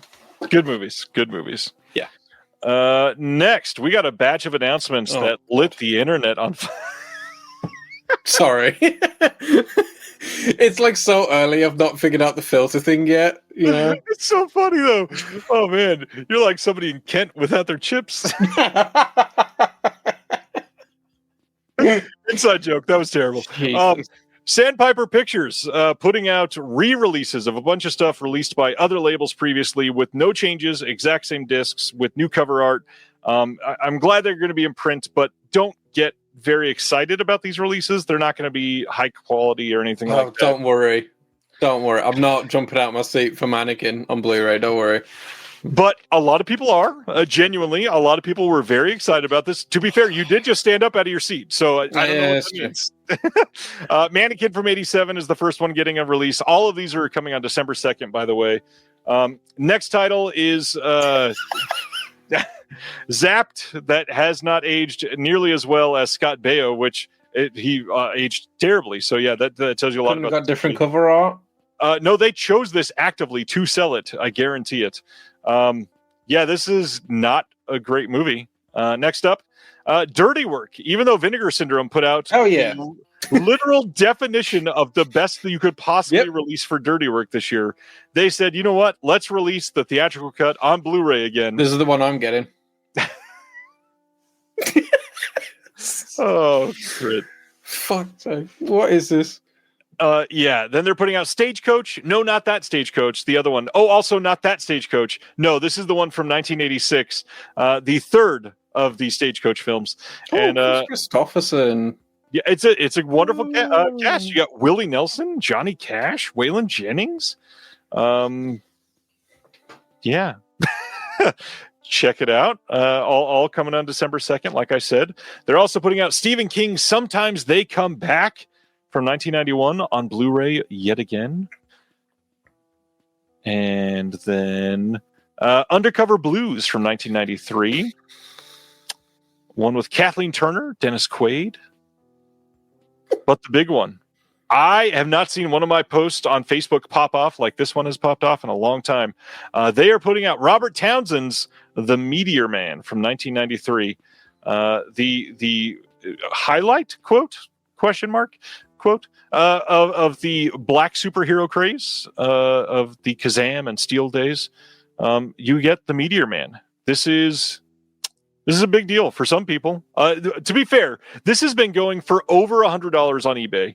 To be able to get this on Blu-ray for retail price is a wonderful thing. I'm glad this is coming out. I just wish they had a better release of this coming. Yeah. I don't know what is Media Man. I don't care. All right. I am done with Sandpiper. These are not great. Woo! Sandpiper. 88 Films has delayed, surprise, their Heart of Dragon 4K release in the UK from September 29th to October 27th, as they usually do. 88 Films is rarely on time, but hey, they've been doing good stuff this year, so can't really complain too much. Yeah, I just picked up Hackers. I can't complain. True. But things we can complain about that are happening over in the UK. November 10th, they are releasing, not they 88 Films, they Studio Canal, releasing a 4K, a Blu-ray, and DVD release of the New Avengers Series 1 and 2 from 1976 and 77. To be fair, the art on these look wonderful because they're done by the amazing Sam Smith. But these are obnoxiously overpriced. For a 4K release of this, you can see this. It is 10 discs. Did you see how much this is going for on Amazon UK? You should go look that up right now, Krit, and tell me if you would pay that much for the New Avengers Series 1 and 2 on 4K. 4K? The £150 Great British Pounds. 150 GBP is what this is going for. That is a lot of money. That is not okay. It's just not okay. What are you talking about? Not to mention, by the way, it's not even comic accurate. Look at it.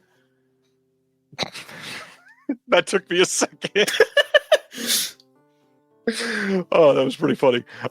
Yeah, so this is a lot, and they do have extras on literally everything. I'm glad that these are going to be loaded releases, and I think Imprint likely will be doing something with this. It won't be much cheaper because it's Imprint, sadly.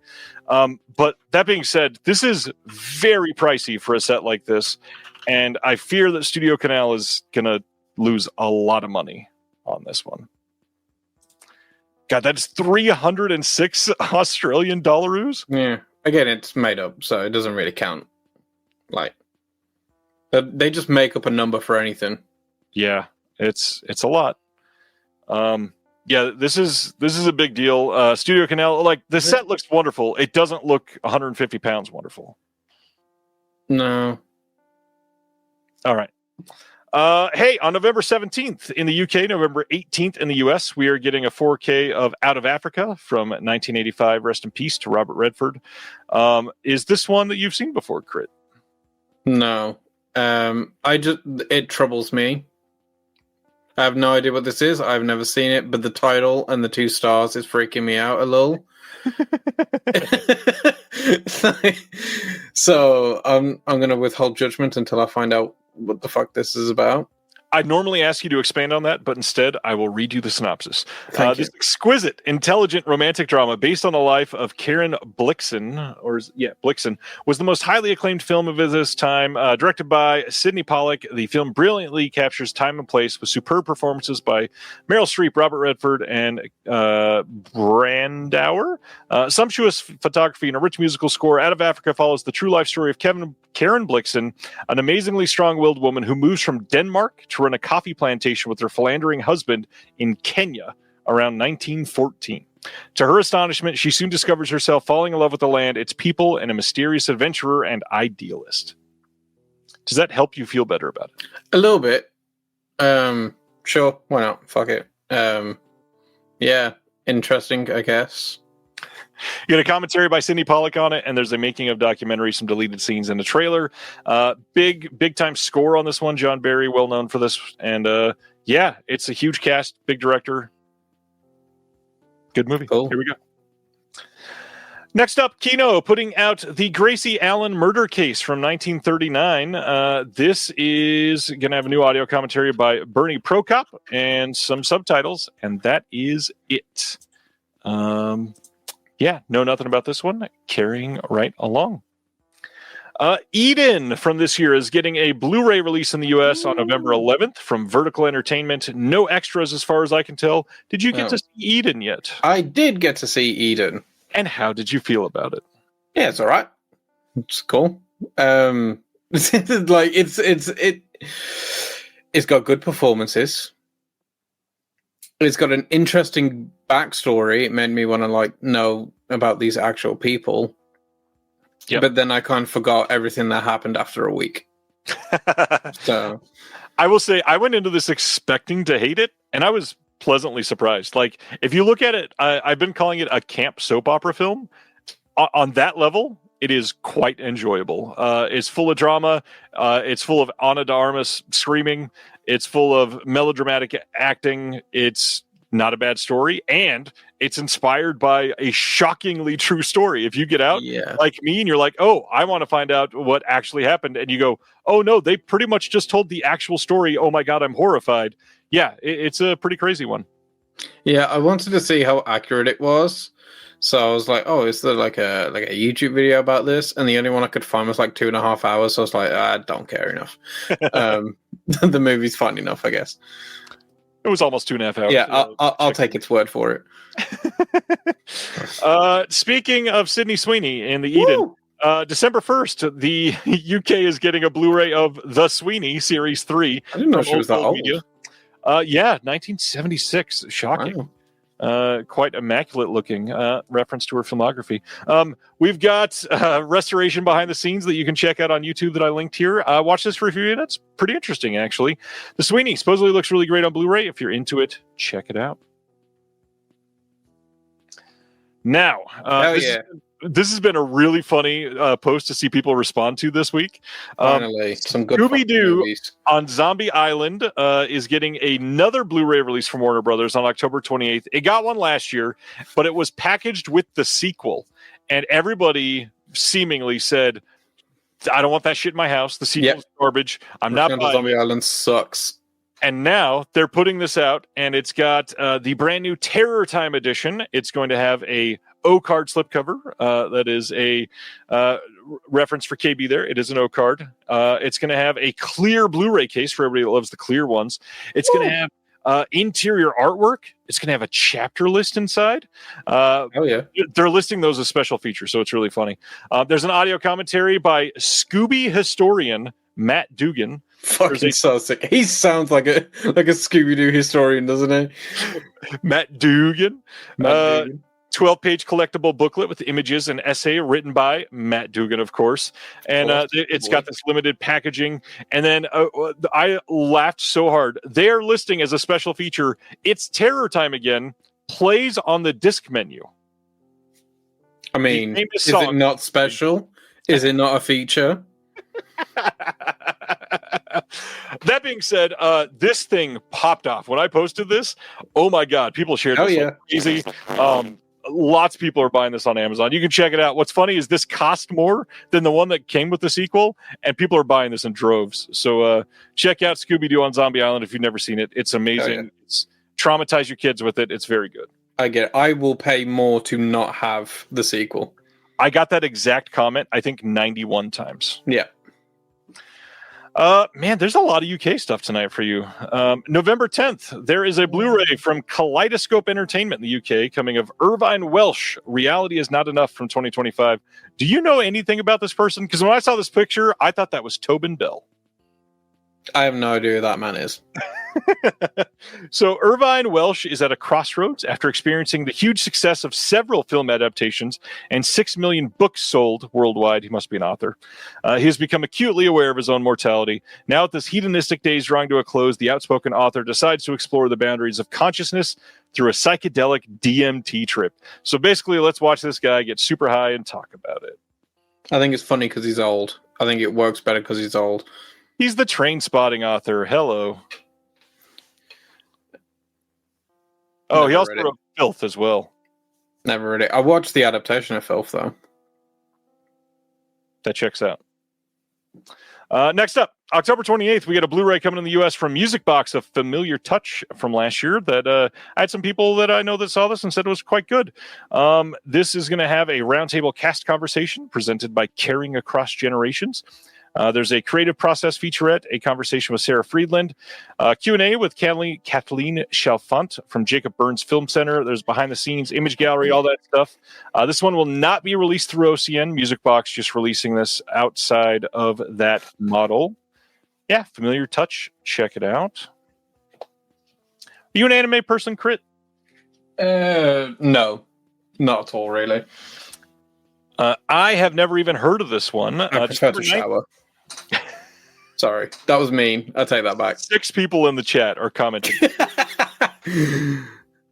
December 9th, Sentai Filmworks is releasing Azumanga Daioh Complete Collection. I probably said that incorrectly. This will have English and Japanese language versions with English subtitles. And there's going to be a couple extras because they're doing the clean opening animation and clean closing animation and some production sketches. Cool.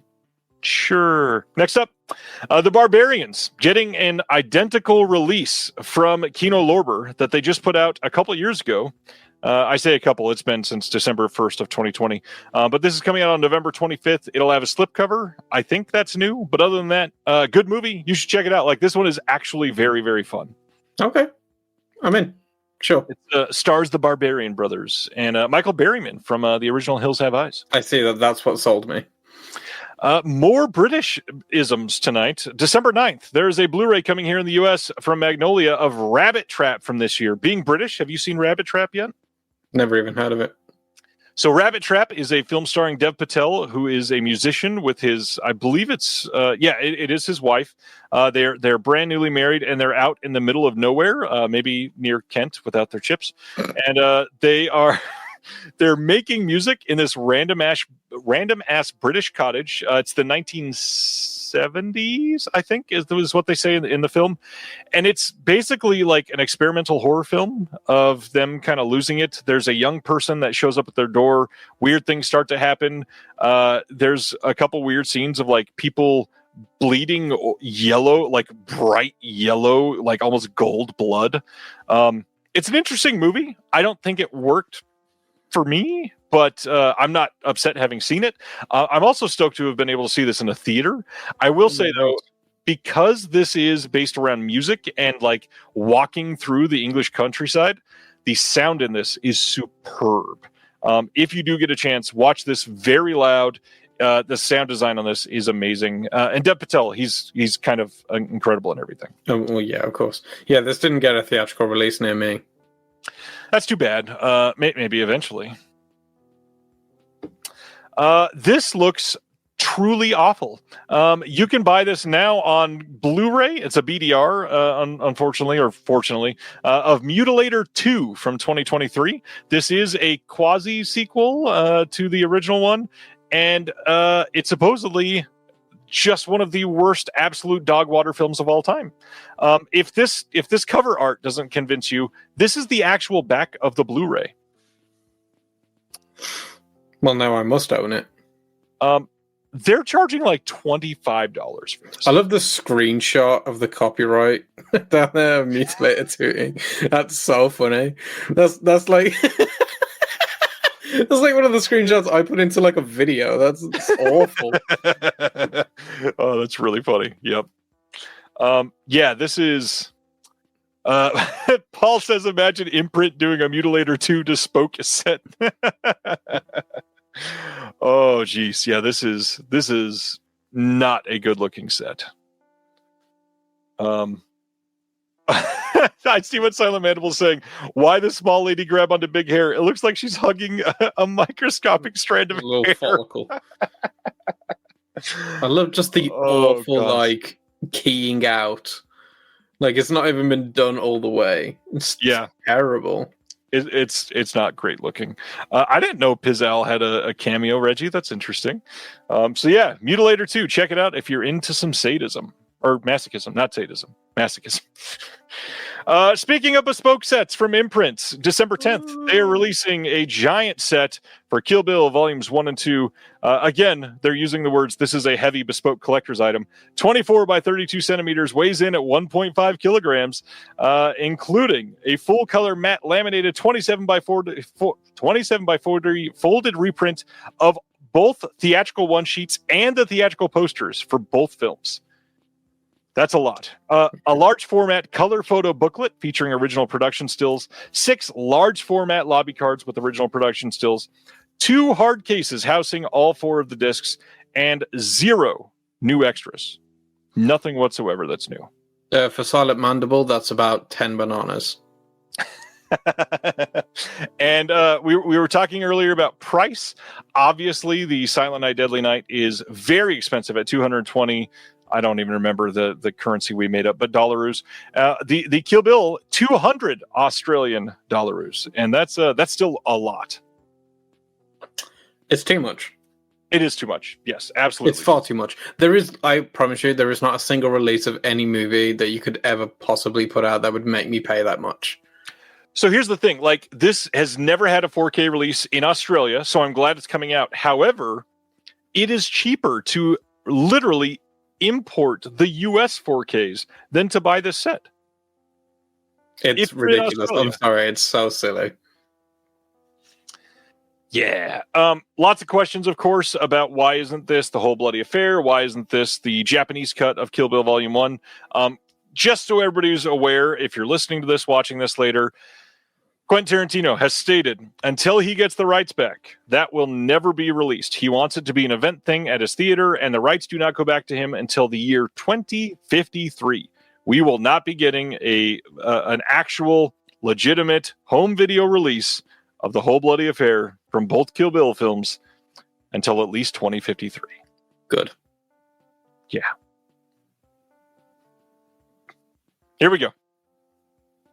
More Britishisms. Good Lord. November 25th, we're getting a 4K box set from Kino Lorber of the Alec Guinness Masterpiece Collection. This has Kind Hearts and Coronets, The Lavender Hill Mob, The Man in the White Suit, and The Lady Killers. 4 Stone Cold classics. Specifically, The Lady Killers is genuinely a masterpiece.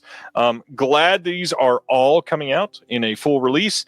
All of these have extras. All of these have great looking releases. These do have Dolby Vision and HDR. Both cases on these are going to have 2 discs each. Looks like an absolutely wonderful set. Yeah. Any thoughts on the set or Alec? It's missing A New Hope. But I have seen The Lady Killers. And yeah, it's a great movie. Alec Guinness is brilliant. It's a shame that his memory is one of just the Star Wars guy. Yeah. That stinks. It's kind of like, when any Harry Potter actor dies, it's just like, oh yeah, Harry Potter actor Maggie Smith. Right. Yeah, and you're like, what the fuck are you talking about? She's only ever made 8 movies. Yeah. It's so stupid. And yeah, it's a shame. So I'm glad this is doing a little bit to like kind of rebut that. Yes, and only one of these had a 4K release in the US before, so this is a really good chance to pick up all of these, actually. Umbrella.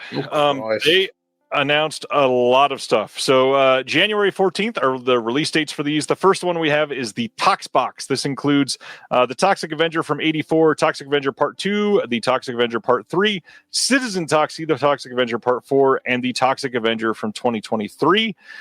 We've got a 48-page booklet of behind-the-scenes material and new essays by Jack Sargent and David Michael Brown, 8 art cards, 3 reversible posters. It is a limited edition numbered release if you get the big box. The first 4 films don't have any new extras. The brand new movie in this one has new commentary with Macon Blair, new interview with Macon Blair.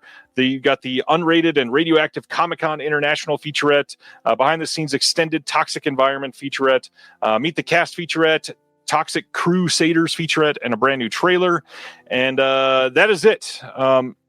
Yes, our special feature that we did for the new Toxic Avenger is not on this one yet, but I am talking to Umbrella and trying to get it in there. So we shall see. Toxic Shock might be a part of it eventually. Still working on it. Toxic Avenger, are you a Toxie guy at all?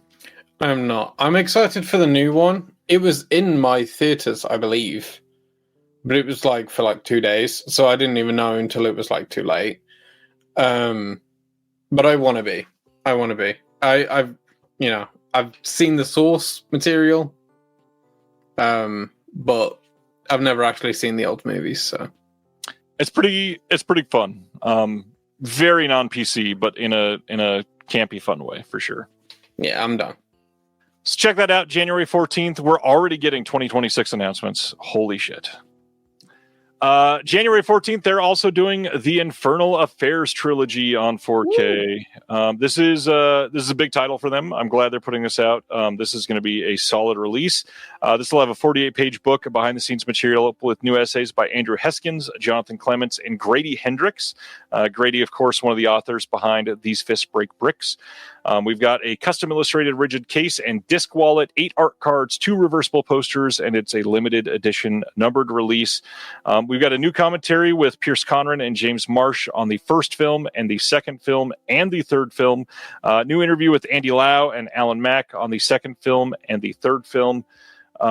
We've got a couple other things like James Belmont on the many double identities of the Infernal Affairs trilogy. These are classic, amazing movies. These are the movies that Tarantino stole from to make The Departed, and it shows. They are quite similar. Yeah. Did I not say Tarantino? Yeah, Tarantino didn't make The Departed. Whoops. Are you okay? That's Scorsese. Are you okay? Yep. I literally was wearing a Scorsese shirt earlier. You said it so confidently that I started to question whether I knew what I knew. My bad. Yeah, that's, it's what inspired Scorsese. Wow. Yeah, I was thinking about Tarantino still because we just talked about him. My bad. Yeah, clearly Scorsese. Whoops. Yeah, but these are very, very good movies. If you've never seen them, they're absolutely worth it. My brain broke. It's all good. I mean, I can see where it comes from because Tarantino basically steals for all of his movies. Everything, yeah. So, you know. It's literally just because we were just talking about him. Next, I mentioned Kiwi Cult earlier. This is the Volume 2 coming out. We got The Scarecrow from 1982. We've got Jack Be Nimble from 1993. And we've got Crooked Earth from 2001. 3 films that I've not seen, although Jack Be Nimble I did see. I think it was Altered Innocence released that a couple years ago. I think it was them that put it out. I love the art style on these sets, and again, 3 films that like hardly anybody has seen whatsoever. We got new extras on all of them, 48-page booklet with new essays behind the scenes. These are really cool looking sets. Check it out. Cashback from 2006, another one coming from Umbrella. This is also coming on January 14th. This one only Blu-ray. Have you seen this one? I don't think I'd ever even heard of this one. No, I've never heard of this. It looks dope, though. I really like the artwork. Yeah, some interesting art on this one. This is from Sam Ellis, who also did The Cut. This follows art student Ben Willis, who finds himself unable to sleep after a painful breakup. To pass the long nights, he takes a late shift at the local supermarket where time seems to stretch endlessly. Amid fluorescent aisles and eccentric coworkers, Ben discovers an unusual way of coping with insomnia by letting his imagination transform the ordinary into something extraordinary. This is going to be a collector set with 8 art cards, reversible poster, all that same stuff. 48-page book with behind-the-scenes new essays by Alexander Heller Nicholas and David Michael Brown. New audio commentary with The Wives Colangelo. New audio guide, cashback-inspired short film by Chris Elena. Chris Elena speaks on the movie, and then we've got some archival extras. I want to see this. I would really like to see if this is looks good. Really cool. I like the concept too. I'm in. Reservoir says, middle school me loved this movie because of a certain time stop scene. Let's see. Mozart said, I remember this, had a really popular song. Cashback is pretty great. The lead actress has so much charisma in this movie. Nice. Cashback sounds good. It's about a guy who can freeze time, and as I recall, use that to disrobe women. Hence the cover of the Blu-ray then. That makes a lot of sense. There's a whole porn genre about that now. That's crazy. Krit has officially purchased the Blu-ray while we were talking. Yep. Next up, January 14th, we're getting a Blu-ray release of Tourist Trap. Yes, Tourist Trap, the Full Moon film from 1979, getting yet another release. This will have the unrated cut and the alternate cut. Unfortunately, this will likely be the same presentation as done by Full Moon, which means it probably won't look all that amazing. It's just sort of what they can license right now. That being said, I'm not a huge Full Moon guy. I think this is the best title associated with Full Moon. I adore this movie. Chuck Connors is creepy as shit in this movie. 48-page book of behind the scenes and new essays by Justin Beam and Nat Bramer. You've got the big collector's box on the outside. You've got 8 art cards, reversible poster, new commentary by Nat Bramer, new interview with the actor Jocelyn Jones, new interview with the actor Jerry Van Ness. New last scenes from script to screen. Jarrett Gahan speaks on Tourist Trap, and then some archival extras. I love this movie. If you've never seen it, highly recommend checking it out. Have you seen Tourist Trap ever? I have not, but it looks really fucking sick. I really like the artwork for this. Yeah, it's a fun art style. They're doing this for all of their Full Moon type of films, so it's nice to see it continue, even though it's not part of one of their Full Moon box sets. You know, I'm like off work all next week, and I was going to use that to catch up on a lot of movies. I've added Tourist Trap and Cashback to like my little list. Nice, very nice. Then, January 14th, they're also releasing a Blu-ray of Wasabi from 2001. I remember this movie being terrible, but it's been a long time. This says, when a hard-hitting French detective played by Jean Reno is dropped into Tokyo for the funeral of his long-lost love, he brings fists, attitude, and zero patience. But in a city where nothing is what it seems, he'll need more than brute force to uncover the truth. You got a 48-page book on this with new essays by Adrian Smith and Kieran Fisher. You got a hard box on the outside, new audio commentary by Camille Zorin, and then a new on Japan Through Wasabi by Martin Conterio, plus a bunch of archival extras. It's been a long time since I've seen Wasabi. Any thoughts in the chat? This doesn't seem like one Krit has seen. No. I got to admit, this poster does not instill much more confidence for me.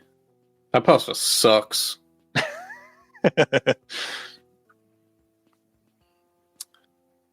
Silent Mandible says, I love Jean Reno. I'm sad he's only in like 2 good movies that I've seen. Reservoir says, I miss Jean Reno. Yeah. I take my fist everywhere. That's a good comment. Yeah, Wasabi. Check it out if that's something you're into. And if you already have the 4K box set of the Toxic Avenger films that was released in the US by Troma, you can just buy the new one from Umbrella as the collector's edition with all their exclusive extras and all that stuff.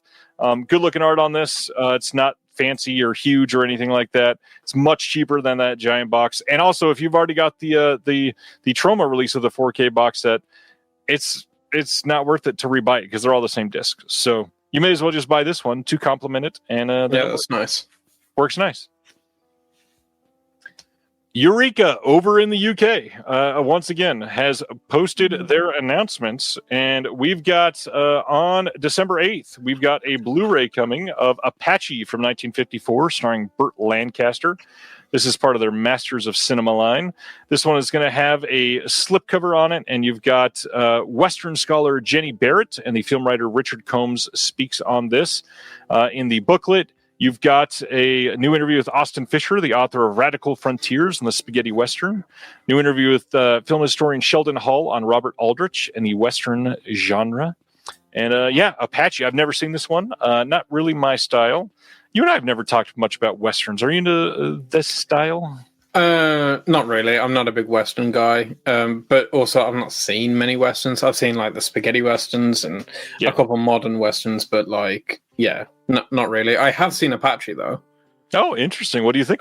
My dad showed me it when I was like, I don't know, 10, 11, something like that. Remember it much since that was only like 4 years ago? I don't remember fucking anything about it. I do know that Charles Bronson's in it though, from like The Great Escape and stuff, but that's pretty much all I know. All right, not too bad then. Then they're also putting out a triple feature of Sammo Hung films. This is coming on December 8th in the UK, December 9th in the North America. We've got in here 3 films from 74, 88, and 90, and they are The Manchu Boxer to Paper Marriage. Which one is it? The Manchu Boxer to Stardom. That's not the title. The Manchu Boxer, Paper Marriage, and Shanghai Shanghai. Those are the 3 films. Could not read what I typed early this morning. We've got on this a slipcover with new artwork by Sam Gilby, new writing on Sammo Hung that is in the booklet. You've got an exclusive disc to this release, which has the what are they calling it here? Oh, where did it go? Bonus disc exclusive to this set only. Presentations from brand new 2K restorations of the extended international versions of Manchu Boxer and Shanghai Shanghai. So if you want those international versions, you got to buy the limited release. Otherwise, you're only going to get that first disc in the standard version eventually.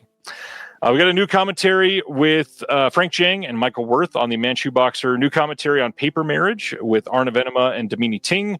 New commentary on Shanghai Shanghai with Frank Jang and FJ DeSanto. And then a new interview with Alfred Chung. And this looks like a solid release. Although I've heard the movies aren't too great. Have you seen any of these ones? No. I've heard of Shanghai Shanghai. But I've not seen any of them. All right. What about Sammo Hung? I know you talk about martial arts. Are you into Sammo Hung much? Not really. No? A bit underexposed. I can't comment too much either way.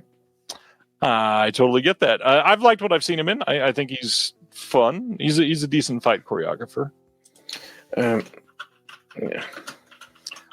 Kino Lorber launched their fall sale just today. 750 titles on sale.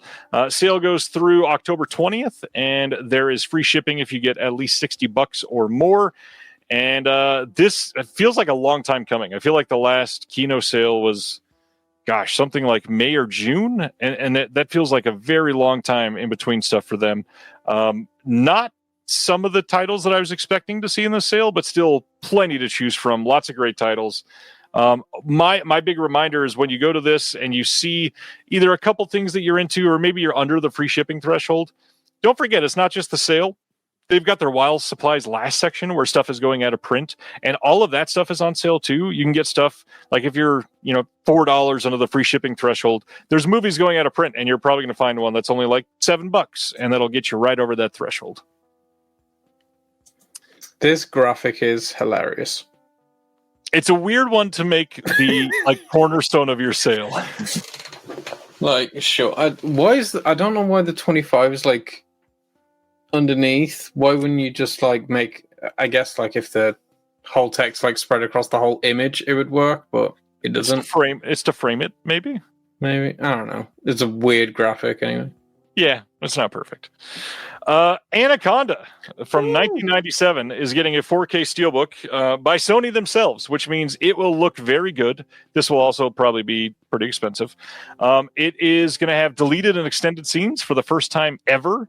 There's going to be an interview with the director on here, interview with the co-writer, Hans Bauer. Now, the big thing, how do you feel about the cover of the steelbook? Bugs crashing your pack's party? Whether they've got paws or sneakers, your pack deserves a home that's protected from pests. That's where Wondercide comes in. Plant-powered protection made with steam-distilled natural essential oils that actually work. It kills and repels fleas, ticks, mosquitoes, and ants without questionable ingredients or overpowering smells. Safe to use around kids and pets when used as directed. Lab-proven to work fast. And proudly made in the USA. We offer sprays for pets, people, homes, and yards.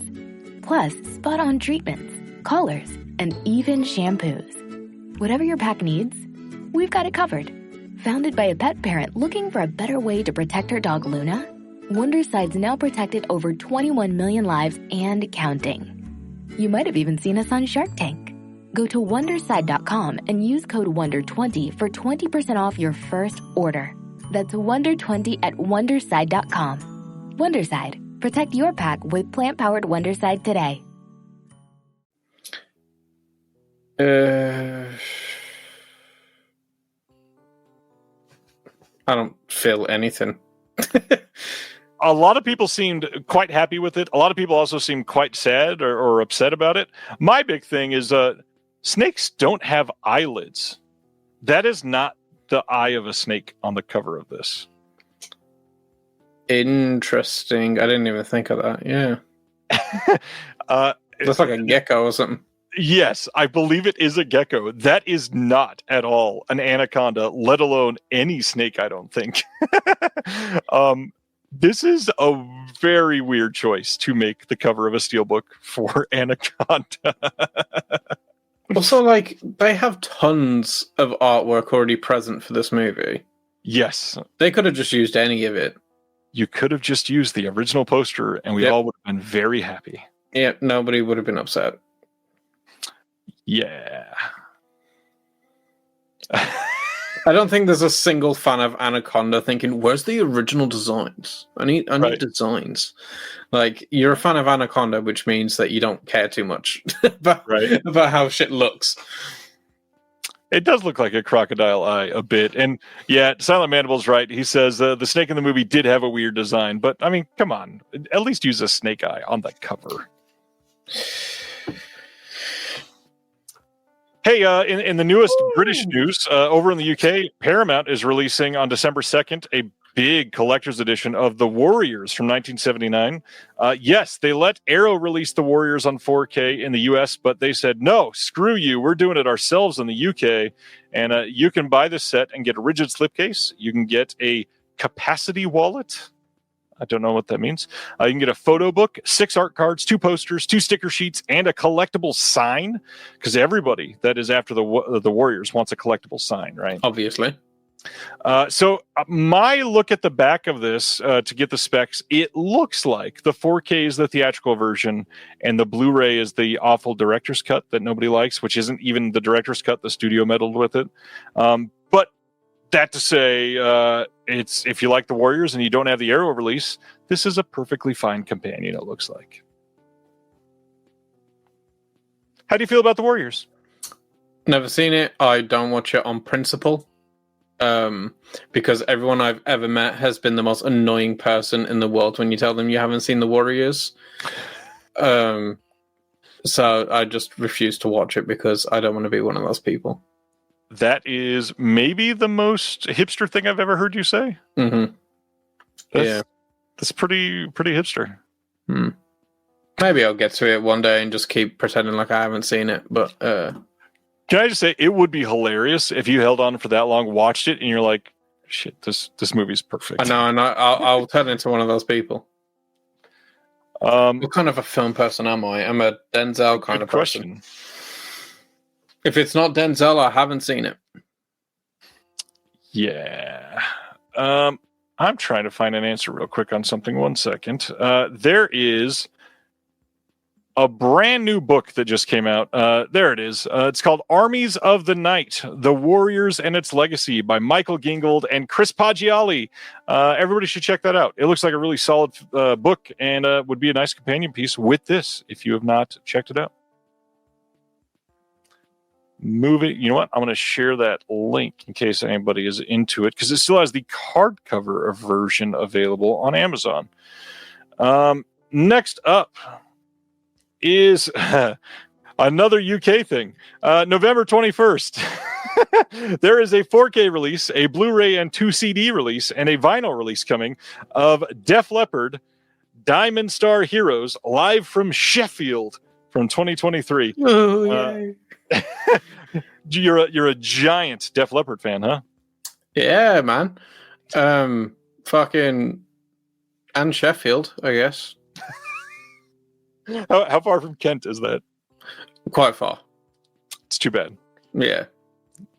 Well, I say quite far. Probably like in American measurements, it really isn't that far. It's like I would say it's like 4 or 5 hours away. Which, yeah, to an American, it's like, oh, that's like how far I go to get groceries. But yeah, that's like pretty much half the country away. So the 4K for this, it does have a live performance. You got 17 tracks on here. If you're into Def Leppard, this is their first 4K release. So check it out if you like Photograph. Yeah. If you don't like Def Leppard and you like the opera, Mercury Studios is putting out Pavarotti Live from 1995. This is 3 decades after this was done. And this has been being worked on for quite some time. This year would have been his 90th birthday on October 12th. And they're keeping a promise that they held to him because he came back after he made a promise to go perform here. And they've been working on this for the longest time. This is like a lost concert and supposedly really great. This is one genuinely I would love to hear and see if possible. Yeah, Pavarotti. I am a Pavarotti guy. Big into opera? Not really.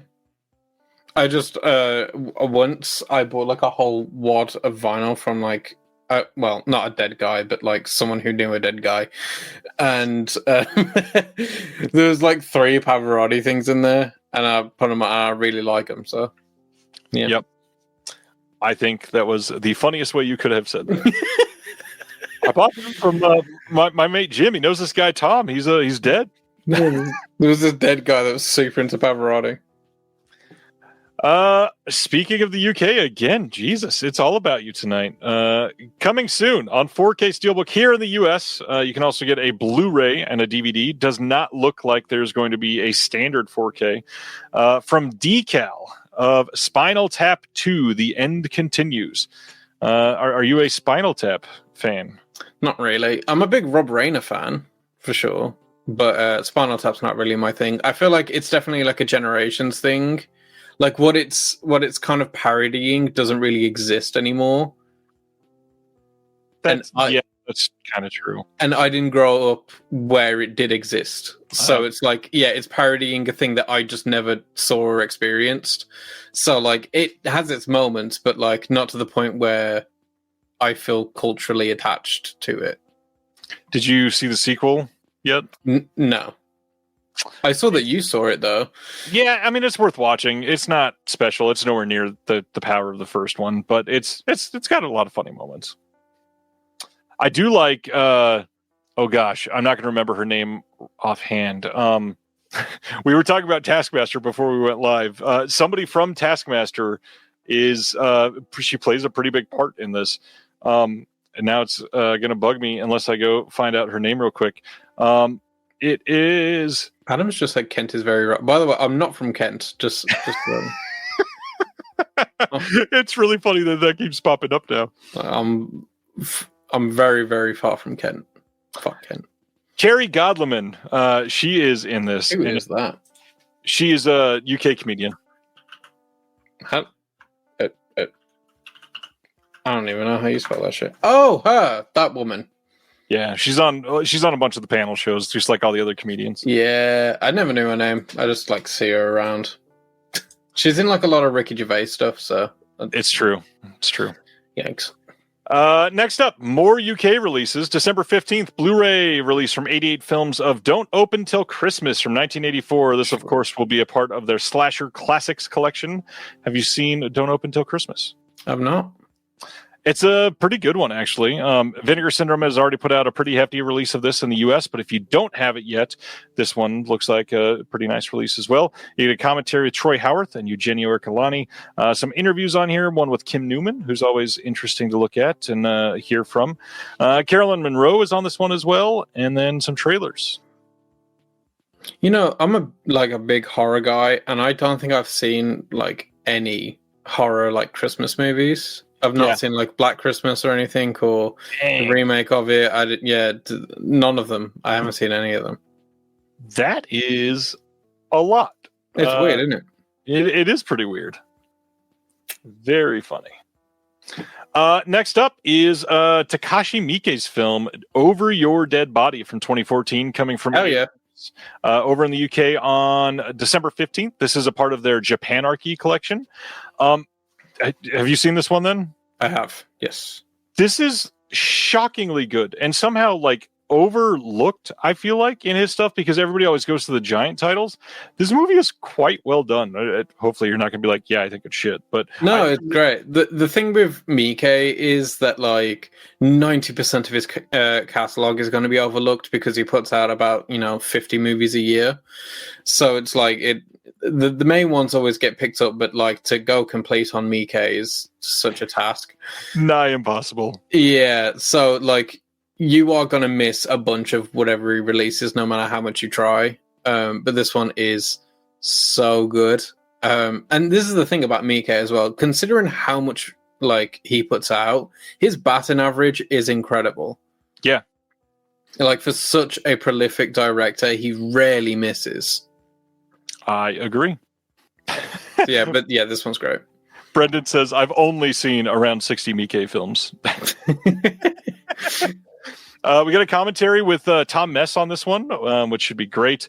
Which I think that commentary was also on the Shout release of this that came out like 5 years ago, or actually it probably came out earlier than that.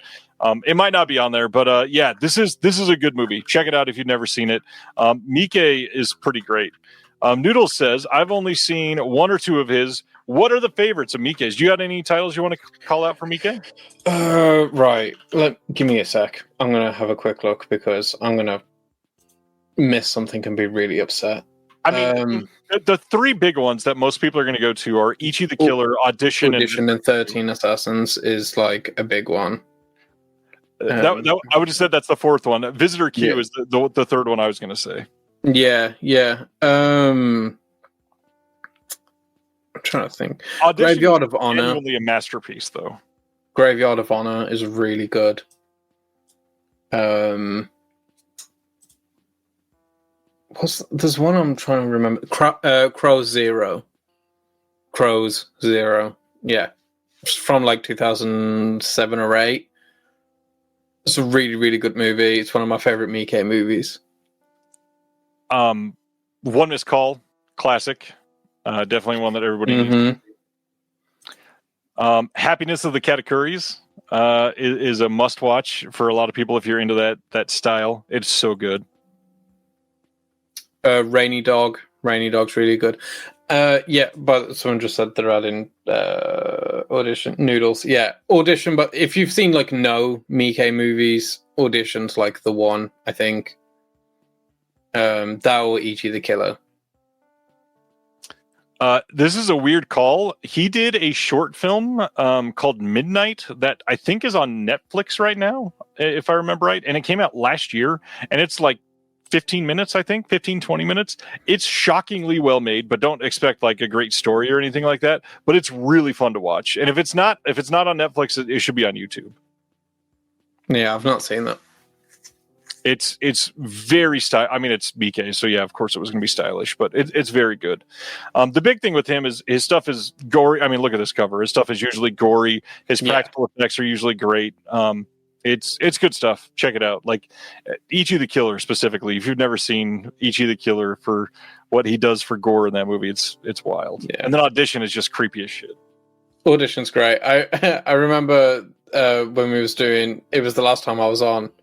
And we was doing unconventional romance movies for Valentine's Day, and Audition was one of mine. I remember like distinct. It's one of my like favorite moments from being on here.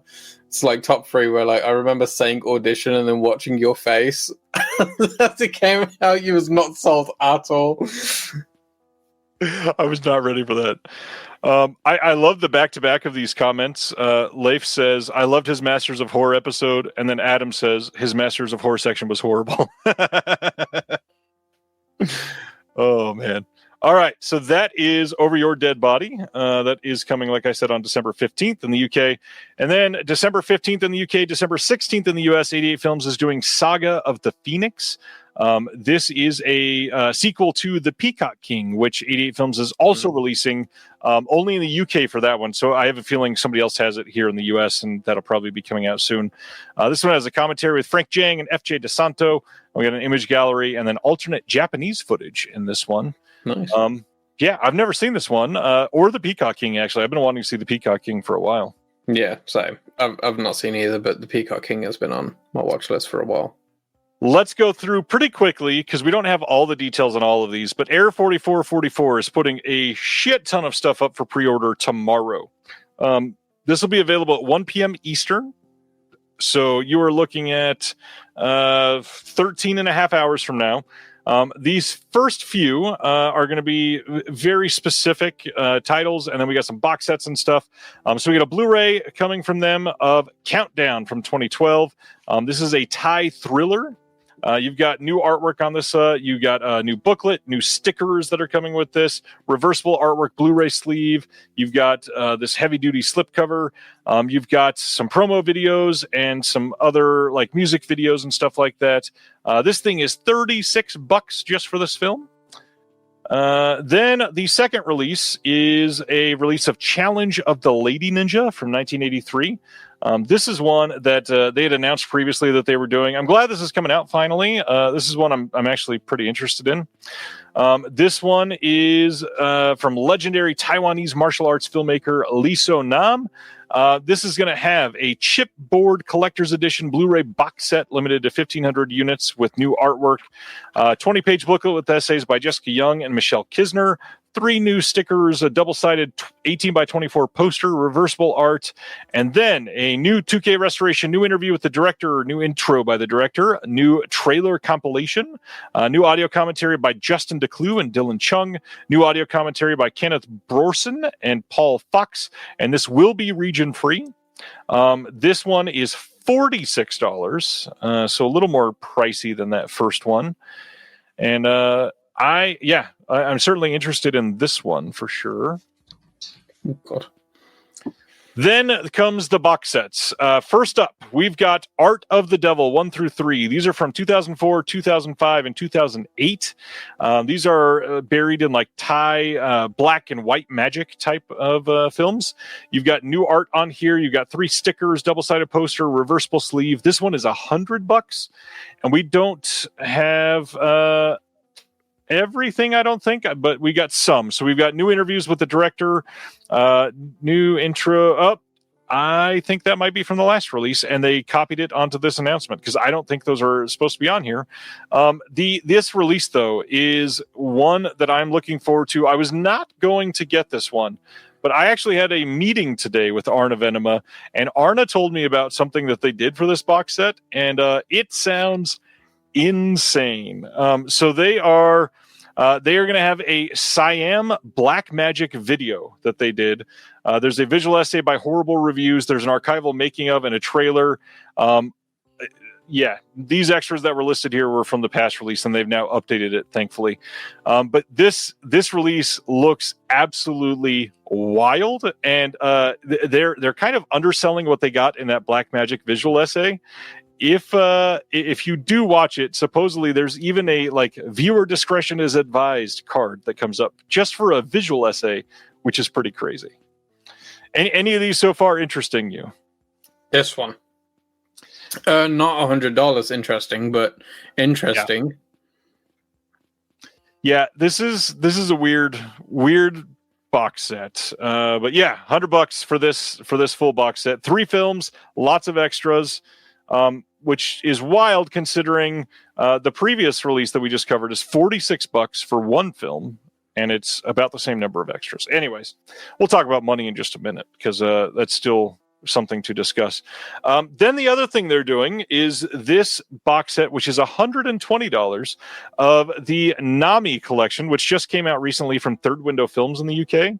And this has essentially all the same films with possibly some different extras. They've not even listed out all of the extras on these. But this one is $120. And it's 4 films, so it's a little bit more. You are going to get the big chipboard box set. You've got limited slipcovers that fit in the box set. You've got some art cards. You've got double-sided posters, booklet with 2 essays. But yeah, $120. And then their sub-label that we talked about last week, they are putting out 2 front teeth. This is coming from their new line called Phantom Transmission. This one is $30. It's coming with 3 stickers, a double-sided slipcover, and a booklet. This is a Christmas horror film from 2006 that the reviews on this look pretty abysmal, I will say. They need to get a new graphic designer. You don't love it? A lot of people like the art on all these this time. No, the art's fine. I mean, just for this like release announcement. Oh, got it. Like all the arrows and yeah, I get it. Jesus. Yeah, it's a little messy. I don't know why they went with the like shrubbery background of this one. No, and like the blue shadow. So, okay. Yeah, I get it. So if you want all of them, 10 films. This is a $300 bundle. Essentially, if you buy the full bundle, you're getting that 2 front teeth film for free because it saves you about $30. But $300 is a lot for this full set. You look constipated. Pass. Okay, so I get it. I'm not going to stand up for them. I will say I love the Air 44 guys, but they just had a lot of trouble getting 3 films sent out that were on pre-order for legitimately like 8 months. And to put 10 films on pre-order in one day is just calling ambitious. It a stretch would be really underselling it. I would not have a lot of confidence buying this whole bundle from them tomorrow, thinking I would get these before the end of the year. Obviously, that seems nigh impossible, especially because they've not even announced a ship date on this yet. So that's kind of wild. That being said, I do kind of want 2 of these. So I will think about it. But $150 for those two things is a lot of money. A lot of money. All right. Hey, last thing I was going to say is about me, actually. I am going to be trickling out some teases and announcements here soon. Most of them are going to be through my Patreon. So sign up for that. If you have not yet, you can subscribe at the link below or at the link on social media. There is some pretty big stuff about to be happening, and I have been working on it for like a year and a half and very eager to start giving some teases before it can actually be fully discussed and revealed and talked about. So come check it out. Sign up on the Patreon, get access to the Discord. You can get access to the magazine and get some behind the scenes stuff sent your way. I'm signed up. Yes, you are, and you are quite appreciated. Let's talk about what's coming out next week, in case you forgot, because we are done with the new announcements. The big thing next week, in the US at least, the UK gets it a month later, the Nightmare on Elm Street 4K collection is finally here. Orbit actually got them in today. They are shipping out right now. The Steelbook set is an Amazon exclusive, so that should be shipping probably around Sunday, Monday to people that bought it, and then hopefully they come in good shape. The Wes Anderson Archive 4K collection from Criterion also comes out next week. Creepshow 2 from Arrow on 4K next week as well. Nice. We've got all the OCN stuff shipping to everybody. Dogtooth 4K from Kino next week. Life of Chuck 4K, just a boring release compared to your special HMV one. I'm quite jealous. The art on that HMV release is very nice. Let's see, American Pie 4K getting its standard and Steelbook release here in the US from the studio. We've got Mama 4K from Scream Factory, Danza Macabre Volume 4 from Severin, Becoming Led Zeppelin Steelbook coming, the Dracula Legacy 4K collection, Late Night Mysteries from Dan Curtis from Kino. This is one that I've had since day one. I've been after that one for quite some time. Hong Kong Gamblers and Gangsters from Shout Factory. That one is shipping already, actually. Raw Meat 4K from Blue Underground. Touche Turtle and Dum Dum complete series from Warner Archive. We've got the Treasures of Soviet Animation Volume 2 coming from Deaf Crocodile. That is shipping now, especially the deluxe and the standard will be coming next week. And then we've got Sirius from Deaf Crocodile shipping as well. I Died 1,000 Times from Warner Archive. The Bride of Frankenstein 4K Steelbook from Universal. Black Samson from Warner Archive. And then The Beggar's Opera from Warner Archive. Castlevania, the Complete Collection. Misericordia from Criterion. That's the one that I've been wanting to see for a bit now. Have you seen that one yet? That seems like a movie Krit might have watched, no? Mm-mm. All right, I guess. That's pretty much it, other than Shakespeare Shitstorm on 4K from Troma. Finally, some good movies. Other than The Life of Chuck, anything here that you feel like you're going to have to purchase? Not really. What did Wes Anderson do to the CEO of Criterion? Well, a lot. What's going on here? I like Isle of Dogs. Why is he getting a Criterion? Because it's Wes Anderson. Stinks. Think of there's so many great movies that should be on Criterion, and it gets given to fucking Isle of Dogs and the French Dispatch. Yeah. A Nightmare on Elm Street. Actually, no, I take that back. There's no point. Creepshow 2. Creepshow 2 is a masterpiece. I agree. Yeah, Creepshow 2. I think that's pretty much the only thing here that really grabs me. Gary is asking, what is King Kung Fu? We talked about that on the show a couple weeks ago, but this thing sounds amazing. If you've never heard of it, it says a remote monastery in China has trained a talking gorilla. Yes, a talking gorilla called King Kung Fu in the ancient art of Kung Fu. Having mastered his fighting skills, King Kung Fu is sent to America to demonstrate the power of Chinese martial arts to the West. As he's traveling through Kansas, a pair of bumbling reporters sees KKF, King Kung Fu, and decides he can be their ticket to fame and wealth. Of course, the gorilla gets away from them, and soon everyone is chasing the Shaolin Simian. Okay, I take it back. I'm interested in that. And Creepshow 2. It sounds like a fun release. Yeah, that sounds amazing. Yep. Yeah, that is it for announcements. So now we get to talk big thing tonight, Denzel. Oh my god. And we've only been 2 hours and 15 minutes already, so now it's going to be a late night. So tell us about Denzel. Why is he one of the best? Because he is. I have a video about that exact topic, and I don't remember a single thing I said in it. But I'm sure it's more articulate than I'm going to be now. But I just think just pure screen presence. He blends into any type of role. There's like this weird thing I've heard lately where people just say like Denzel just plays Denzel in movies. And I think that is just such a fucking bizarre thing to say about someone like Denzel, who has like such a vast career of different types of roles, different types of movies. You know, he's known as a leading man, but he plays secondary very, very well. And even when he is a supporting actor, he steals the show completely.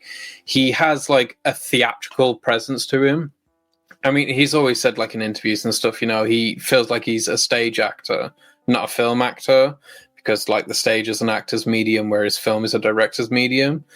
But he brings that like theatricality to his movies. A lot of the times when he's performing, it feels like he's on the stage. He feels like there's an audience there, and you feel like you're watching someone on stage. Like you are just so captured by the performance in that moment that you kind of forget you're watching a movie. And yeah, there is not a single actor like him. I don't like in half of the things that Denzel Washington does. I don't think he could be replaced by a different actor and do anywhere near as well.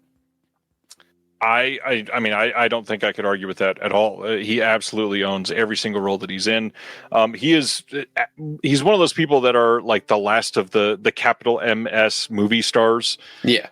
He is up there with the Tom Cruise and the Brad Pitts and the Leo DiCaprios, and that's in that realm. That's probably it. Like literally those four people right now. Yeah. The thing is, like, because whenever I say Denzel's the greatest, people always like chuck someone else out in there. You know, someone will always chuck out like a Daniel Day-Lewis or Leonardo DiCaprio, Robert De Niro, Al Pacino. People love throwing like these people out.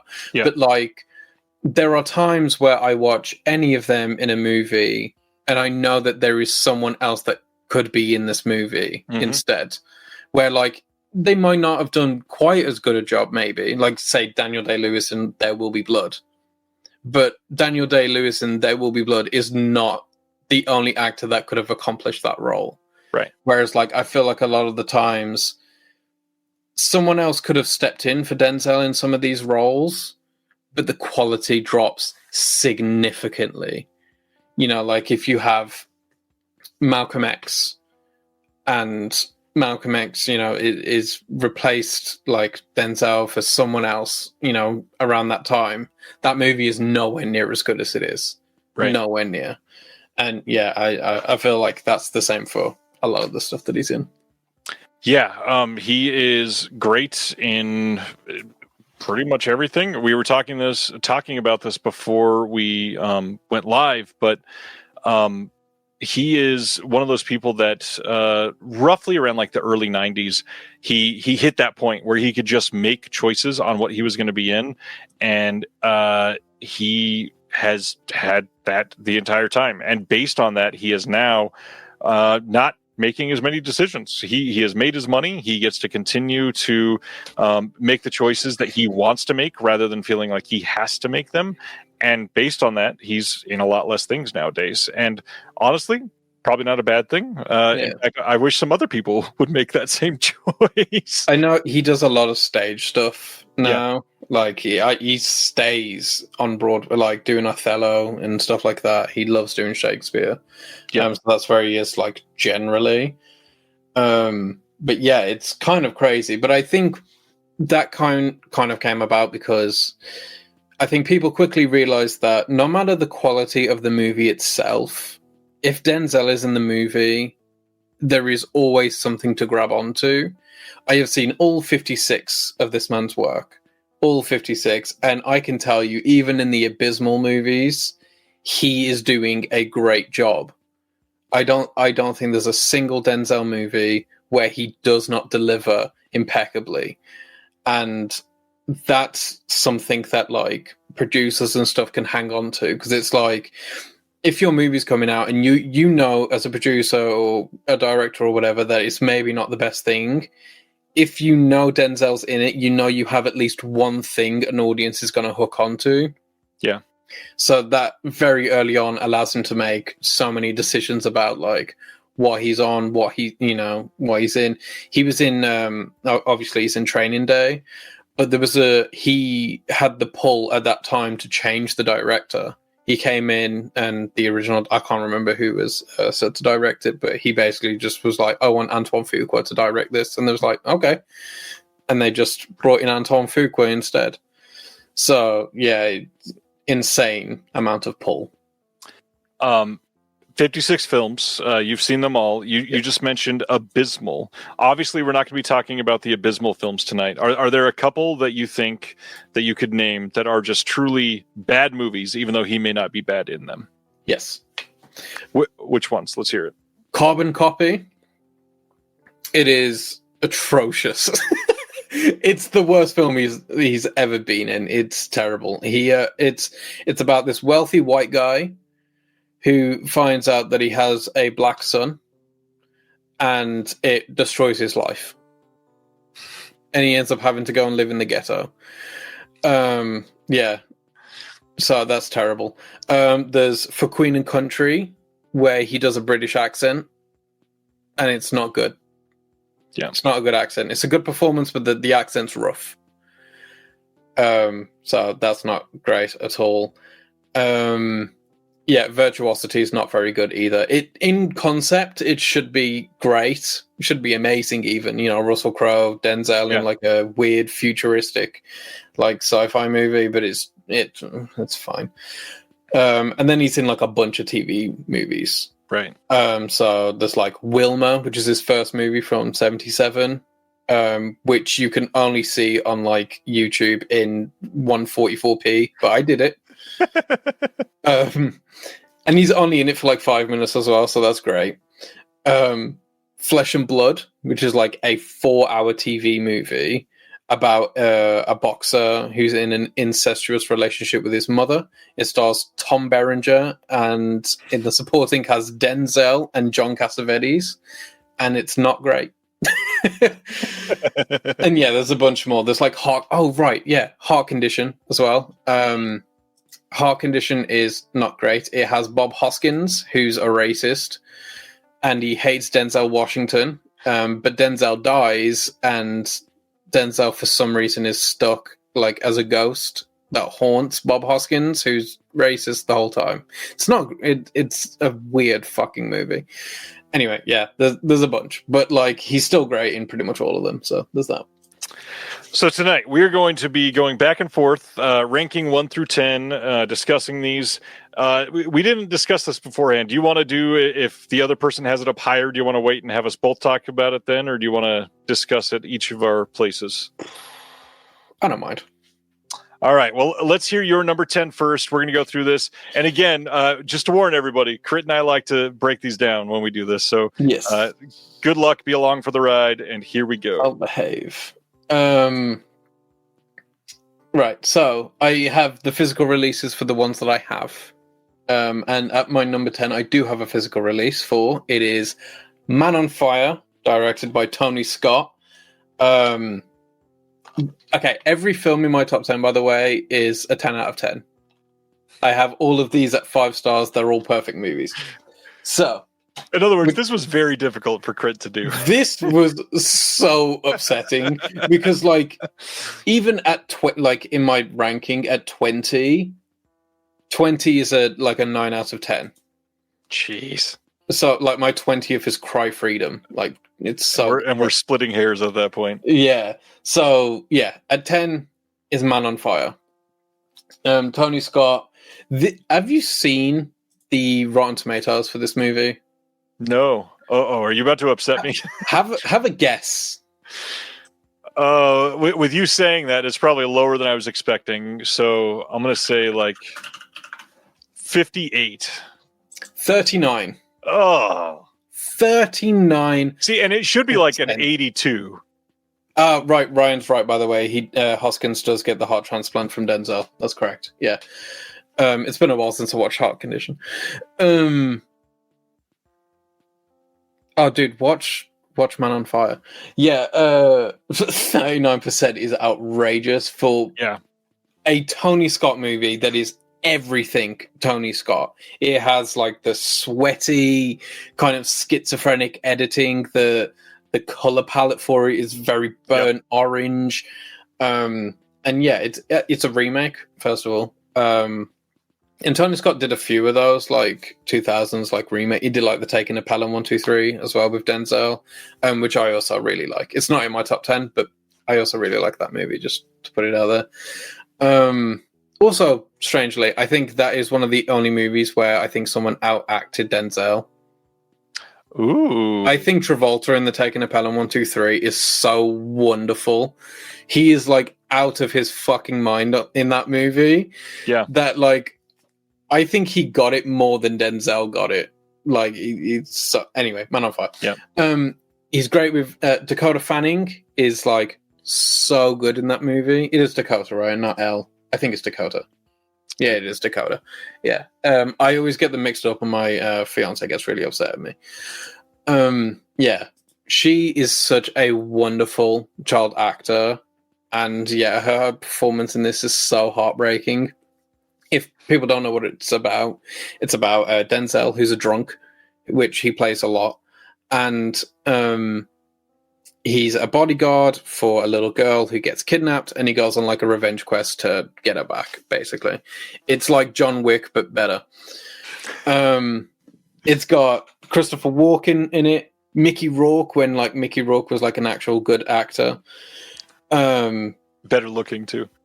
Far better looking, yeah. And yeah, it's just a wonderful time. The action is top tier. It's Tony Scott. Like, everyone mentions, because Denzel has a really good relationship with a lot of directors like Antoine Fuqua and stuff like that. But everyone mentions Spike Lee. Like, Spike Lee and Denzel are like the crowning two. But I think Tony Scott and Denzel were like a much better pair. I think that the Spike Lee one has like higher highs but much lower lows, whereas I think Tony Scott and Denzel like consistently hit very, very like strong. We're rating movies, not Denzel's performances, but they sometimes go hand in hand. Yeah, but Man on Fire, excellent movie. It is excellent, which is why I'll be talking about it later. But yeah, it's very good. My number 10, speaking of, I'm just going to go right into it because of what you just said, is a Spike Lee film that tends to get forgotten a lot. And so I got to bring up Inside Man here. Okay. I thought you were just going to say, like, He Got Game or something. No, Inside Man gets overlooked as not, like, top-tier Denzel, not top-tier Spike Lee, not top-tier anybody, which, by the way, cast in this is great. Even, like, James Ransone is in this, but Christopher fucking Plummer, Clive Owen, Willem Dafoe is in this, Jodie Foster is in this. Yep. So, Chiwetel Ejiofor is so good in this. Denzel plays a detective, another thing he plays a lot, and he is magnificent in this. And essentially, if you've never seen it, it is a bank robbery heist gone wrong, turns into a hostage situation, and then Denzel has to be one of the negotiators. And it's a movie that really could have fallen apart into like I don't know, like a wannabe. Like go with the super cliche ending type of film, but instead this was brilliantly written to just sort of pepper along the whole story the entire way instead of like a big twist reveal and have you like lose everything out of the sails. But this movie is just great. It's written like perfectly balanced. It's kind of a weird thing to say, but and I don't want to give away too much of this movie because it's very good to see if you've never seen it. Spike Lee, really good director for this, but because it's not his typical thing, I think people just forget that it's Spike a lot of the time. Yeah. But yeah, Denzel, fantastic in this. Whole story of this is great. Very tense movie. Certainly one that you can quickly get lost in. Love this movie. Love the cast. Like I said, yeah. Inside Man, number 10. I have that at 17. Oh, jeez. I know, but like I said, like number 20 is like a 9 out of 10. Right. So like the gap between 17 and like 11 is very minuscule. Right. So yeah. Good to know. Good to know. Number 9 for you. Number 9 is another one I own. I have a video on this one actually as well, which is Mississippi Masala. It's my number 9 as well. This is amazing. Is it? Ah, brilliant then. Yeah. Mississippi Masala is so fantastic. I think the way like it handles everything that I mentioned in my video, really, like racial tensions, but not just racial tensions between like the obvious groups of like white and minority, but within minority communities, like right. Within the black community, how they see, you know, other like Asian people and how Asian people see black people, and in these like lower economic communities as well. You know, how like everything's kind of pitted against each other when really you are one and the same, you know, and like kind of the cycle of how like that stuff is bred into you as well from children and stuff like that. Yeah. It's a beautifully made movie. I think Denzel should have done a lot more rom-coms in this time. Oh, yeah. It's not a rom-com, it's like a romance movie rather, but yeah, he's such a good romantic lead, and I think him and Sarita are like maybe the most gorgeous couple in a romance movie ever. They are like just two of the most beautiful people, and there's like this one scene where they're like walking on the beach, and they're just talking to each other, and I remember watching it for the first time going like, this is like the most beautiful thing ever put to a screen. It's like 10 out of 10 people just walking on the sunniest beach, like just talking about love. It's beautiful. So on that note, this might be the movie where I like had to question, did I just fall in love with Denzel Washington? Mm-hmm. He oozes charisma from every single scene in this movie. He is magnificent in this. He is magnetic. Like I feel like everybody in this movie is attracted to him in so many different ways.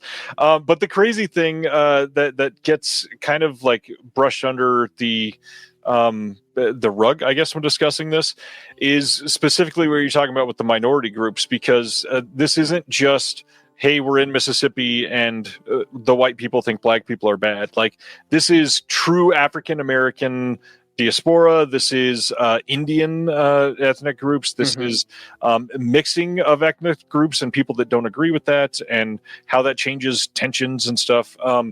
This movie is beautiful in so many different ways, and I completely agree. He should have done another, 8 movies like this in the 2 years following this.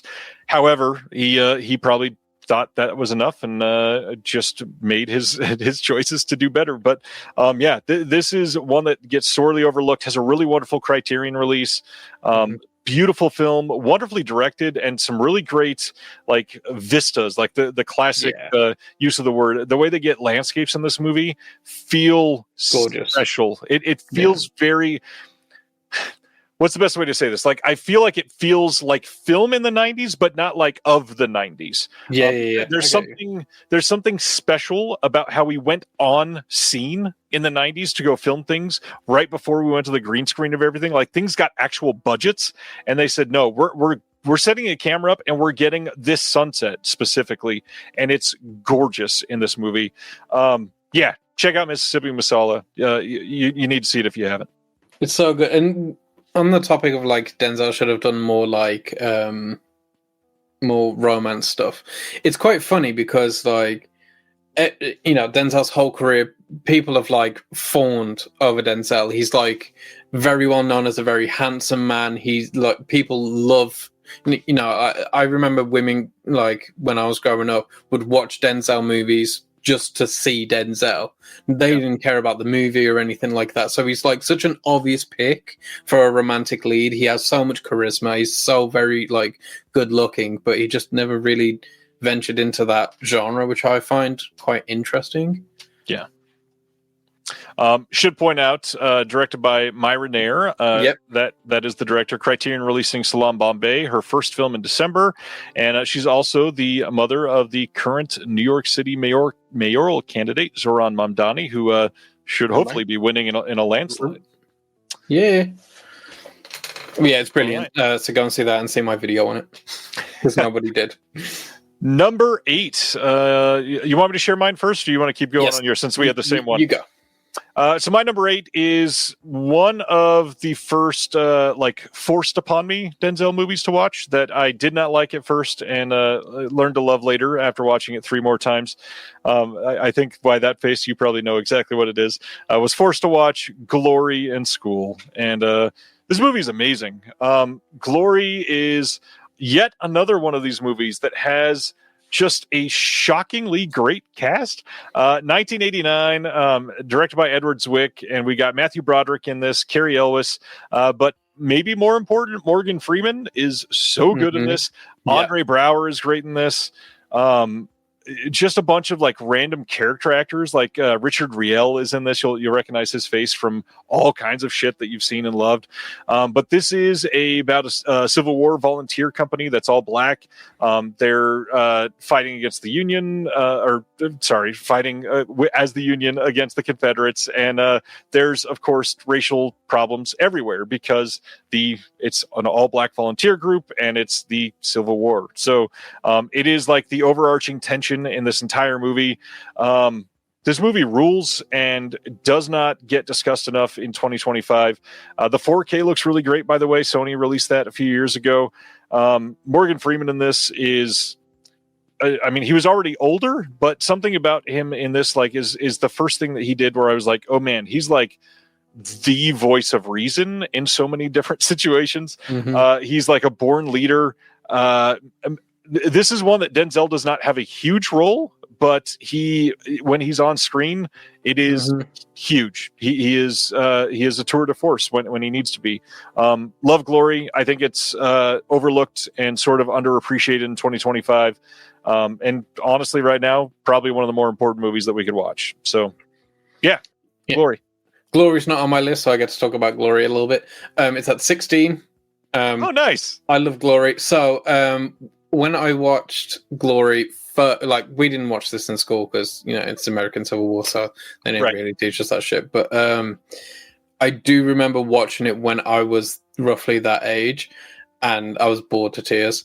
So when it came to doing my Denzel video, and I was like, fuck, I've got to watch Glory. I don't want to watch fucking Glory. I don't care. I was stunned by it. I think genuinely it was the first time I got Morgan Freeman. Because Morgan Freeman is in so much stuff, but every time I watch him, I'm like, he's okay. Like, he's a fine actor. He's okay. He's charismatic, but I don't understand the thing with Morgan Freeman. I don't know how this guy out of all of them. And then I was like, fuck, Morgan Freeman's really good in Glory. He's so good in Glory. Also, they're correct. Andre Braugher's in this movie. He's so good in this movie. Denzel's obviously great. He has the Glory tier, the famous tier. I believe he was nominated for the Oscar for this, but I don't think he won. I think this is the first time he was nominated for an Oscar for Best Supporting. And it's an absolutely brilliant movie. And it's great because I don't care about war movies. I especially don't care about the American Civil War. And I did not care for Morgan Freeman. So it has to tell you something. It's fantastic. Also, Edward Zwick, who directed it, did 2 more movies with Denzel. He did The Siege and Courage Under Fire.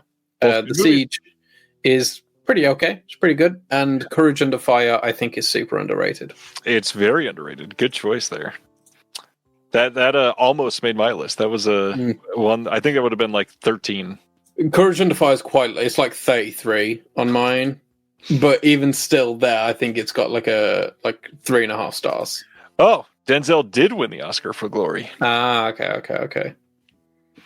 I know there was an Oscar thing there in my head. I just couldn't figure out what it was. Yeah, I did. For some reason, I had in my mind that his first win was not in the 80s. Fair enough. All right. Your number 8. My number 8, what is it? It's it's The Tragedy of Macbeth, directed by Joel Cohen. Yeah, so obviously I don't have a physical release for it because there isn't one. As far as I know, this is where you say like, "Oh, Italy has one."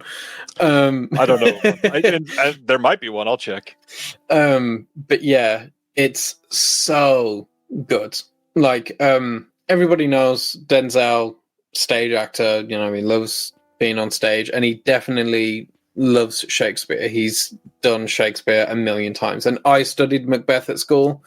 You know, everyone studies something. Shakespeare at school, but for us it was Macbeth, and I hated it. I was bored to tears with Macbeth. It's nowhere near my favorite Shakespeare thing, and this is the first time I understood Macbeth. Like, I understood the power of it and how great this story can be. I think reading the material didn't really work for me, but like seeing it is so, because this is a stage play just filmed. Every set on here looks like it was built for a stage. You know, there's no like complicated like structures or anything like that. It's all very plain. It's all very beautiful as well. It's a very beautifully shot like black and white film. And every performer in it is performing like they're on a stage. There's like long takes of just big monologues and stuff like that, which obviously Denzel thrives in. And I think it also expertly shows how much Denzel understands Shakespeare. Because Shakespeare was funny. Like, for his time, there was a lot of comedy in his work, and I feel like a lot of that gets lost in, you know, over time in the translation as comedy changes and the wordings and stuff. But like, Denzel is funny in this movie. He makes that dialogue his own, and he's like super charismatic as he always is with it. And yeah, it's so good, and a great cast as well. I've heard nothing but good things about this. I really need to see it. It's just they try to get people to not be able to see it, it feels like. Yeah, it's funny because obviously the Coen brothers like broke up, and Joel Coen has gone and made this like masterpiece, while Ethan is just making like his weird like little goofy zany things, and I need him to like sort his shit out. Yeah, I haven't hated his stuff, but yeah, please get back together with your boyfriend. Yeah. All right, so my number 7, since I've not seen that one, is Training Day. 2001's Training Day, directed by Antoine Fuqua.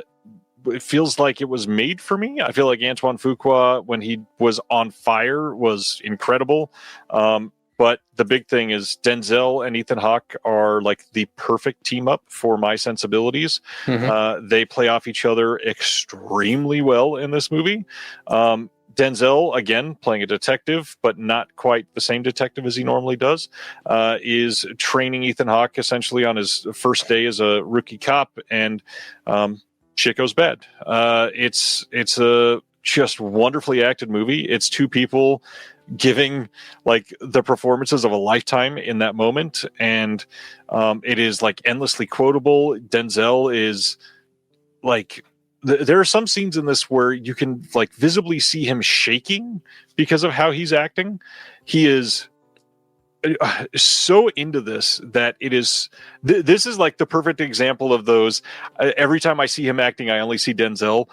Watch fucking Training Day, dude. He is another person altogether. He's scary as fuck in Training Day. Yeah, it's wild. If you've not seen Training Day, you should, and go into it not knowing anything. This is one of those movies that it's absolutely better for that. This is another one with a lot of names in the background. I mean, they got fucking Dr. Dre and Snoop in this. Raymond J. Barry is in this. Tom Berenger is in this. But Scott Glenn. Oh, Scott Glenn. Yeah, big part in this. I mean, there's so much that can be said about Training Day, but it's all kind of been said before. It is one of those like classic LA crime movies, and if you have not taken the time with it, you should. It's a 2-hour movie that I feel like I wouldn't have been mad if it was 3 hours longer. I love stuff like this, and I feel like it is one of the best examples of like dirty cop training a rookie type of movies that have been attempted, and this is one of those that could not have been anybody but Denzel. He is this role. He is Training Day. I love this movie. Oh, we're talking about Training Day later because it is on my list. Nice. Before that, though, is one I don't have a physical release for, which irks me, is John Q. So John Q used to be higher on my list, but recent rewatches have dropped it down to 7. But what a movie. Okay, so we played this game earlier. Let's play it again. What do you think the Rotten Tomato score of John Q is?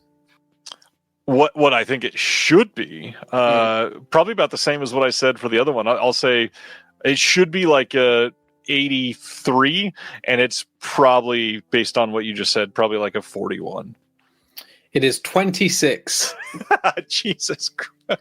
20. Rotten Tomatoes suck ass so much. 26. What? Right. John Q, so powerful. 1, relevant, even still to today. Yeah. The performance put in by Denzel stands out even in a career of standout performances. It is so powerful. It is so simple. And that's what makes it so effective. If nobody knows what it's about John Quincy Archibald.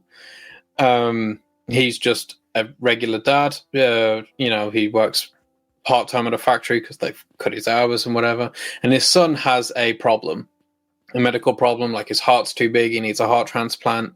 But Denzel doesn't have the insurance because his job put him on a worse insurance plan, and the surgery cost like $250,000 or whatever. So he just can't afford it, and he tries everything to make up the money for this. He sells the car, he's selling everything, like his wife's engagement ring. He's doing everything he possibly can. He's going to financial aid and doing all these different kinds of things, and he just cannot come up with the money. And he eventually takes hostage of the hospital. So he bolts like all these doors, and he takes a doctor, a couple nurses, and a couple civilians that are just like in the waiting room until his demands are met, which is to get his son a new heart.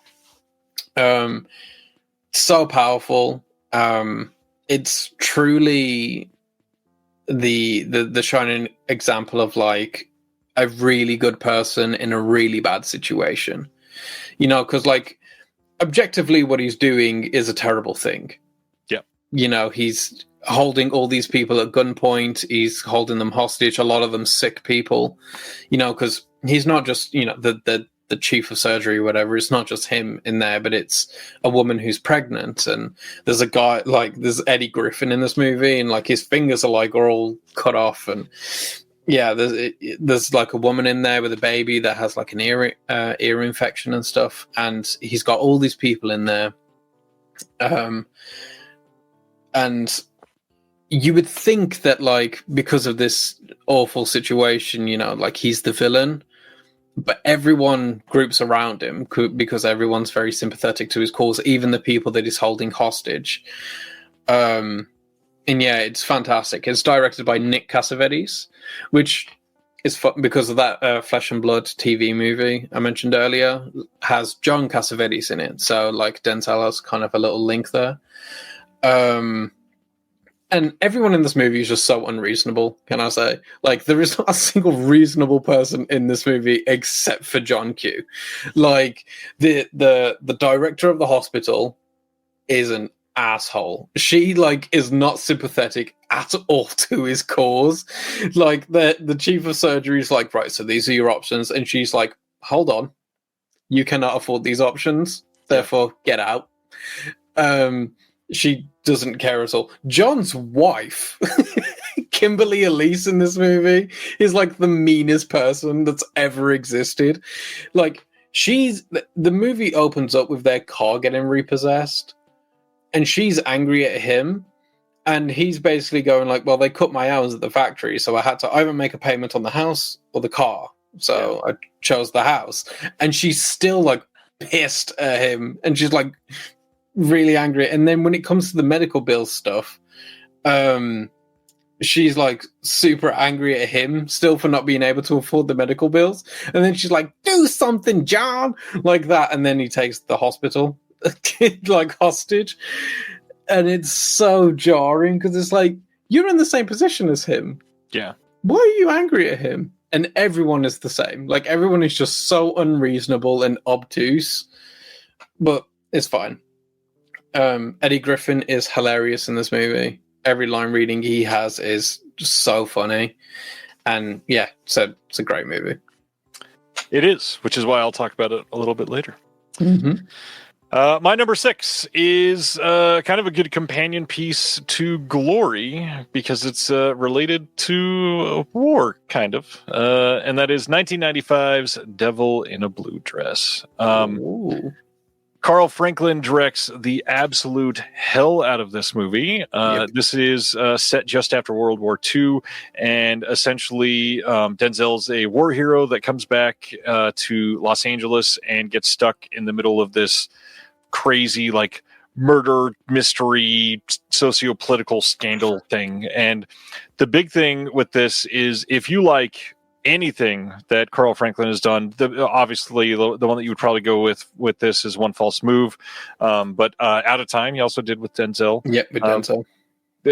Decent, not top 10 material, but decent. One False Move is really great, and I would say this one is up there as well. But this movie, Denzel is hot as hell in this movie. Yeah. It is such a beautiful period piece, captures LA in just a really beautiful, like the closest thing I'd probably say to is like Mulholland Falls sort of feeling. Everything is like that. Everybody's wearing a suit type of background shots. It's a noir, like out of its time. Yeah. It is so good. The murder mystery aspect and like the political scandal of this though is so well done for a movie like this. They could have easily like cheaped out on a way worse script, and instead this, even without Denzel, this movie would have still been a banger.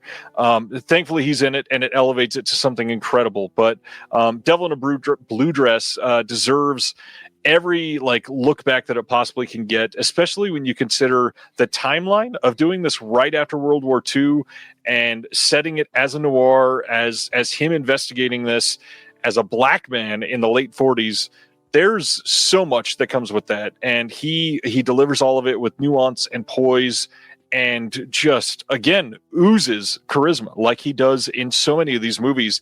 But this movie specifically, it gets to me. I mean, everything about this is interesting and compelling, and one of those where it's like, I love spending time in these scenes, but also get along with it because I really want to see what happens next. And some of the other movies that are in this genre, it's, I don't know, they lose steam. This movie kind of starts and then doesn't let up in a very compelling way. Worth watching. It's got a nice Criterion release, I believe. I think Criterion did it.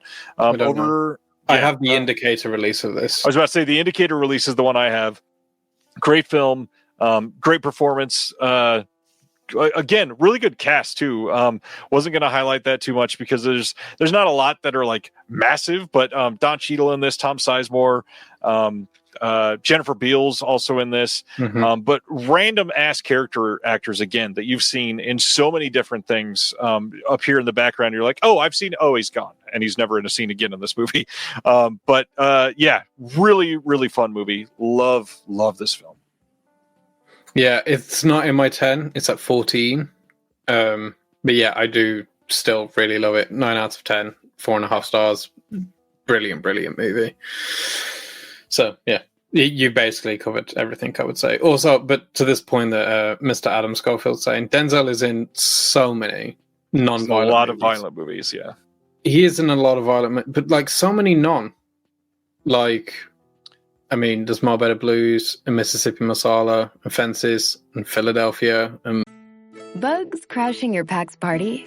Whether they've got paws or sneakers, your pack deserves a home that's protected from pests. That's where Wondersight comes in. Plant-powered protection made with steam-distilled natural essential oils that actually work. It kills and repels fleas, ticks, mosquitoes, and ants without questionable ingredients or overpowering smells. Safe to use around kids and pets when used as directed. Lab proven to work fast. And proudly made in the USA. We offer sprays for pets, people, homes, and yards. Plus, spot-on treatments, collars, and even shampoos. Whatever your pack needs, we've got it covered.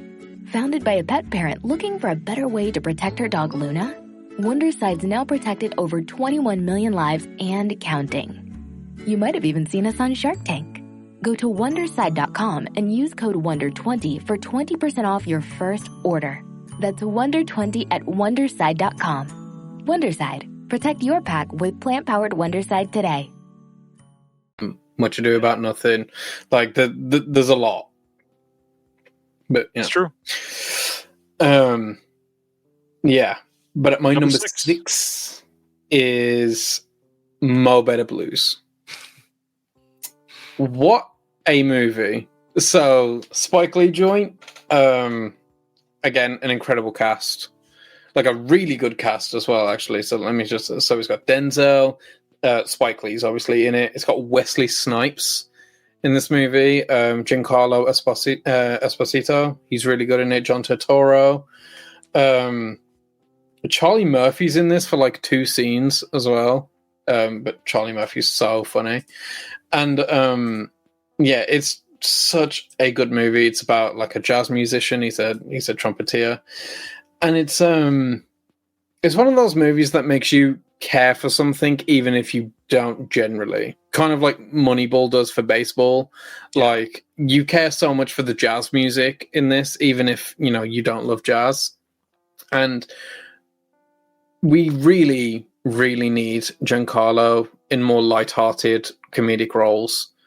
Like, he is, for the past 10 years, he has just been playing Gus Fring in different scenarios.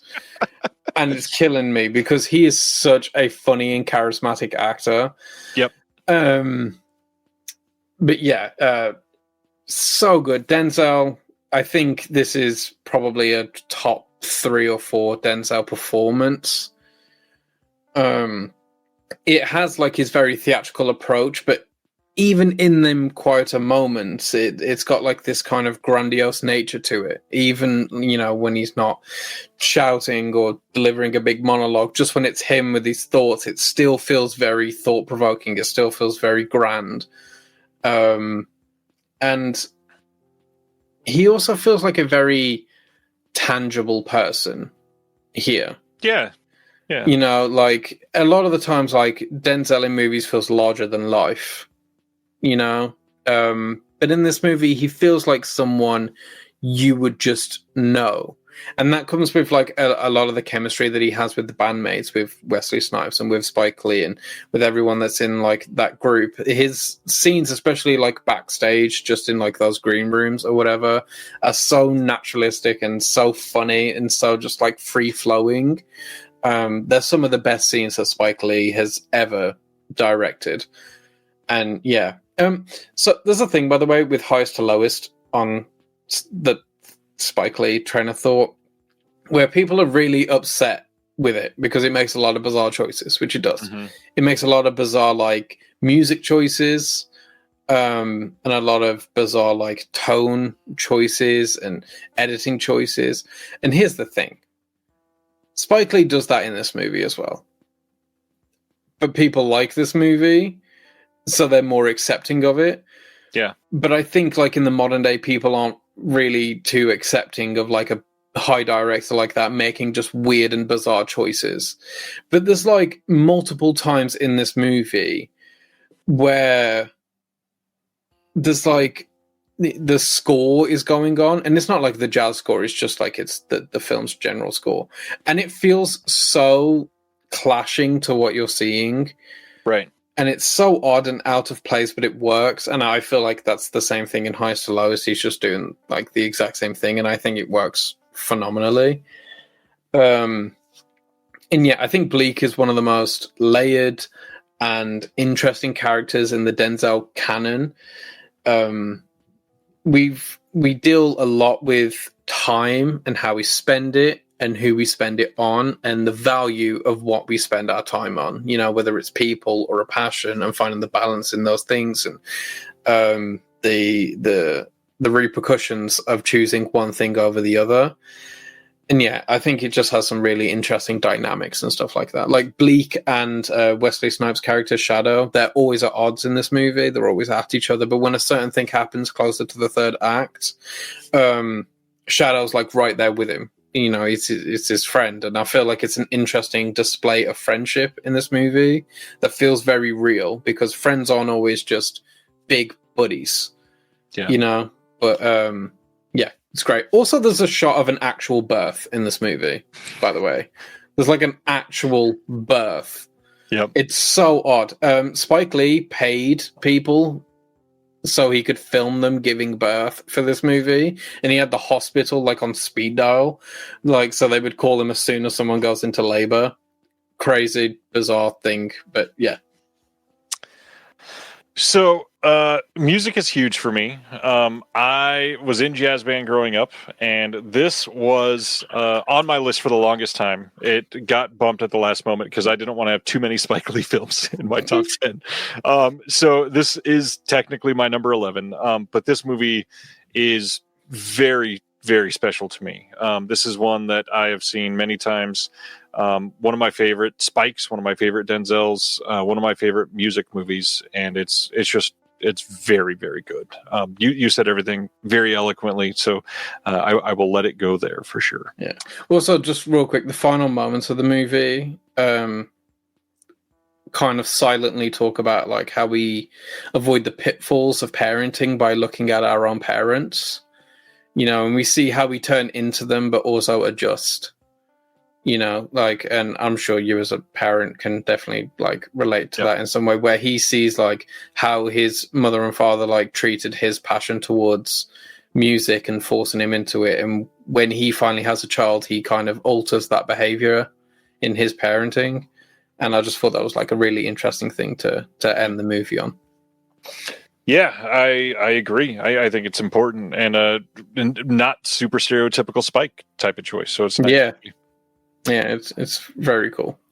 My number 5 is not in your top 10. I can say that now. I know objectively that this is probably not even worthy of the top 10, but this is a personal choice for me. My number 5 is Tony Scott's last film, 2010's Unstoppable. Wow. Yes. So I don't know if you've ever heard this, because I don't talk about it too much, but I was a railroad conductor for multiple years of my life. I did not know this. My father was an engineer. My grandfather was an engineer. I grew up around the railroad, and this movie gets a lot wrong about trains. This movie also gets a lot right about trains. And for a movie about an unstoppable train, which the whole premise for this is kind of sort of impossible with how it would go down. It's shockingly tense, but it's a very fun movie. Yeah. Just the fact that it like brought legitimacy to a lot of stuff that I did. I loved this movie when it came out, and it was like, man, Tony Scott is still out here making really fucking amazing, like great entertaining movies. And then he died, and it was like, Jesus, like, what are we doing? He had so many great movies still left within him, and now he's gone. And like, instead we're stuck with the other Scott, who's nowhere near as fun. And unfortunately, here we are. It's true. Do you know what actually makes this sad? When Flight came out, Denzel was doing like obviously the promo tour for Flight, and Tony Scott had like just recently like passed, and they were talking to him about it, and he was saying that like the day or two before, you know, Tony Scott passed away, they had spoke on the phone about doing another movie, and Tony Scott had this idea for another movie with Denzel, and Denzel was obviously like super up for it. And it's just like, it's annoying that we never got to see like what them two could have done in their late stage of their careers. Yeah. So 19-year-old Ryan, I was a conductor, and I worked there for a few years until the economy tanked, and then I got laid off in a span of 1 year. I got laid off like 36 times from the railroad.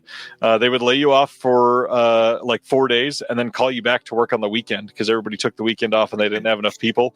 And so I had a really rough year of it, but this was, funny enough, came right after I decided like to fully walk away from the railroad, and watching this was kind of cathartic because it was like, damn, like this is really interesting to watch. A lot of it is wrong, and I know that. However, it's entertaining as hell.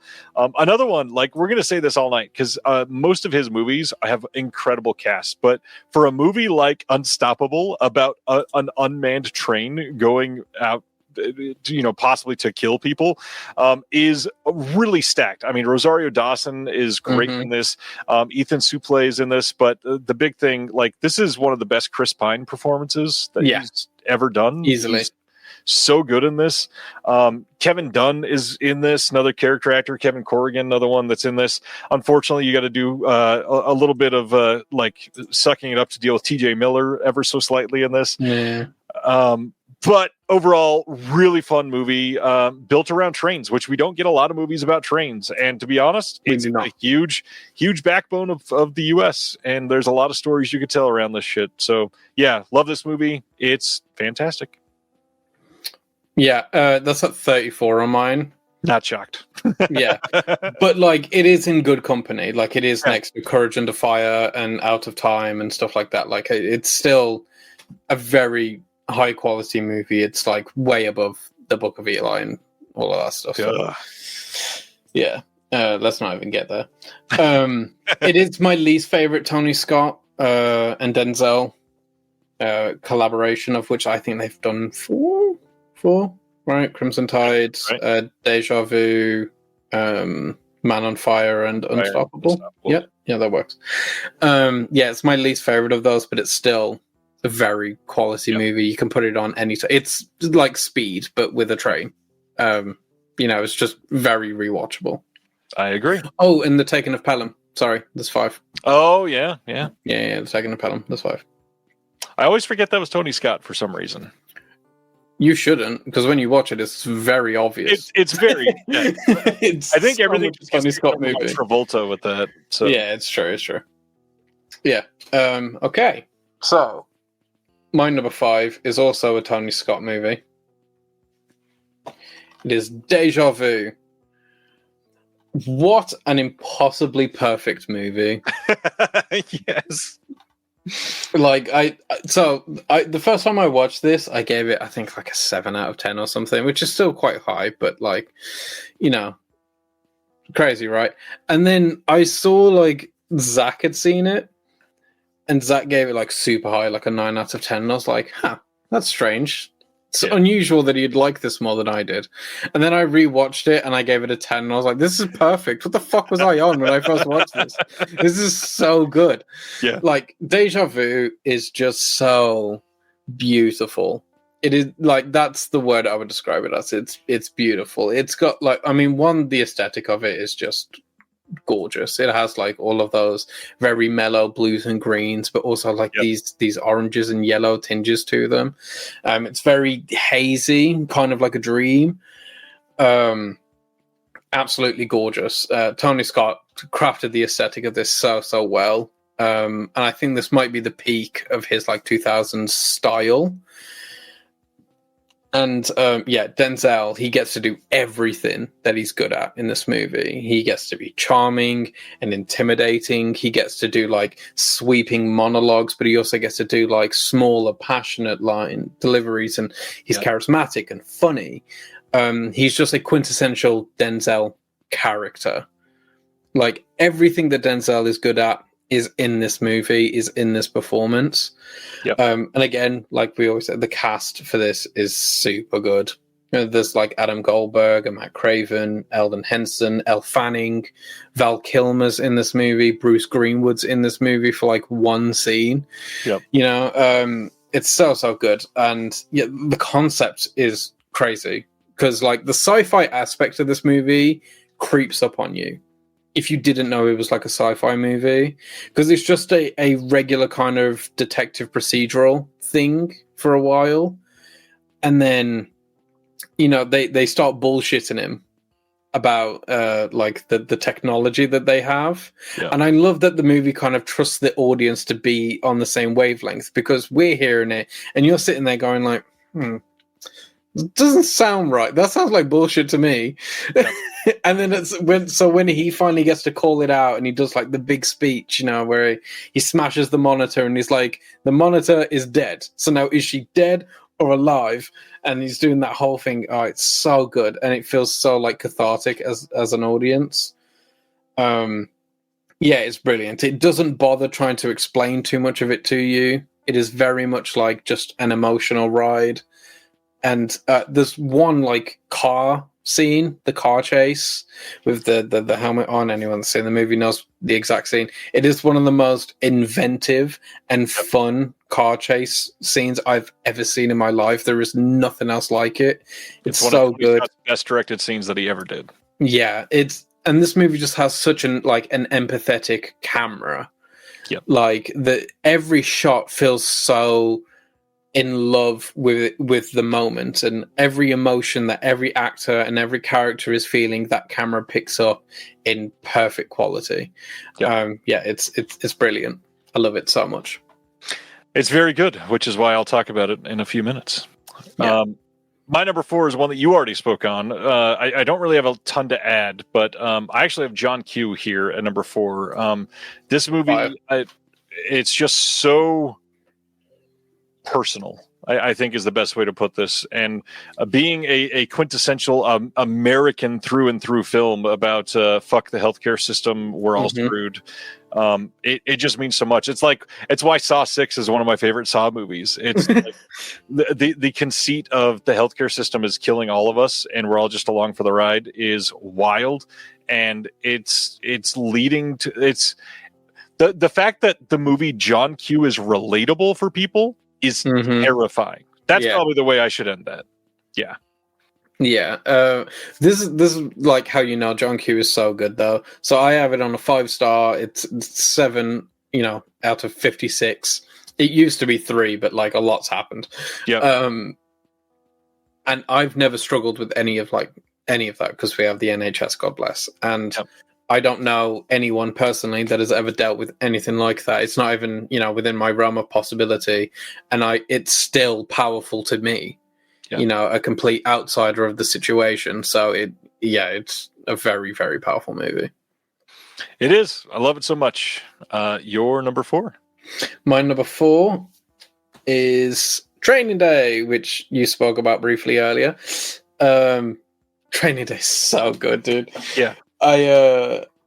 Was it yesterday? I think it was yesterday or the day before. I rewatched Training Day, and after I watched it, I was like, fuck, that was so good. And I went upstairs and I watched like a bunch of videos on Training Day.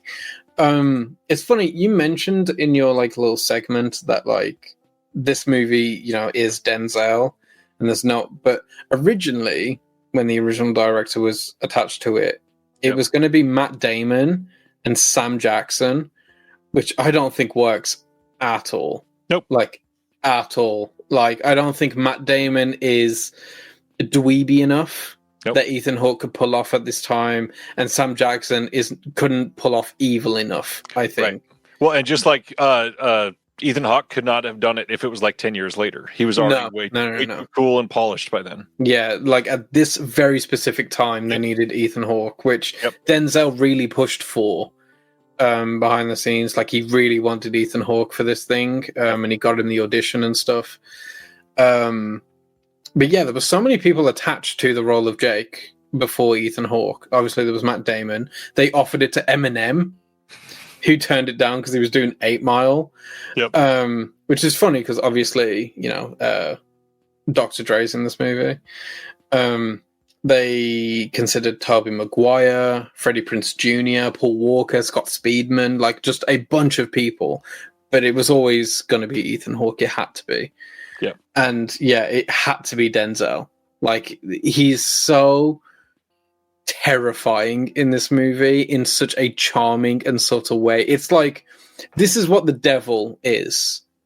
If the devil was a person, it's Alonzo, because he is wicked through and through, but he does it all with the most funny and charismatic like lines and smile and feel to him that like you want to root for him. You think maybe he isn't actually a bad guy. The whole movie you're like doubting everything that you're seeing and witnessing because he's doing it so charismatically. And yeah, there's a million quotes in this movie, just a million of them. He is like, every line he does in this movie is like, you can put it on your fridge. It's brilliant. Especially that like final scene, the very big speech, which was mostly improvised as well.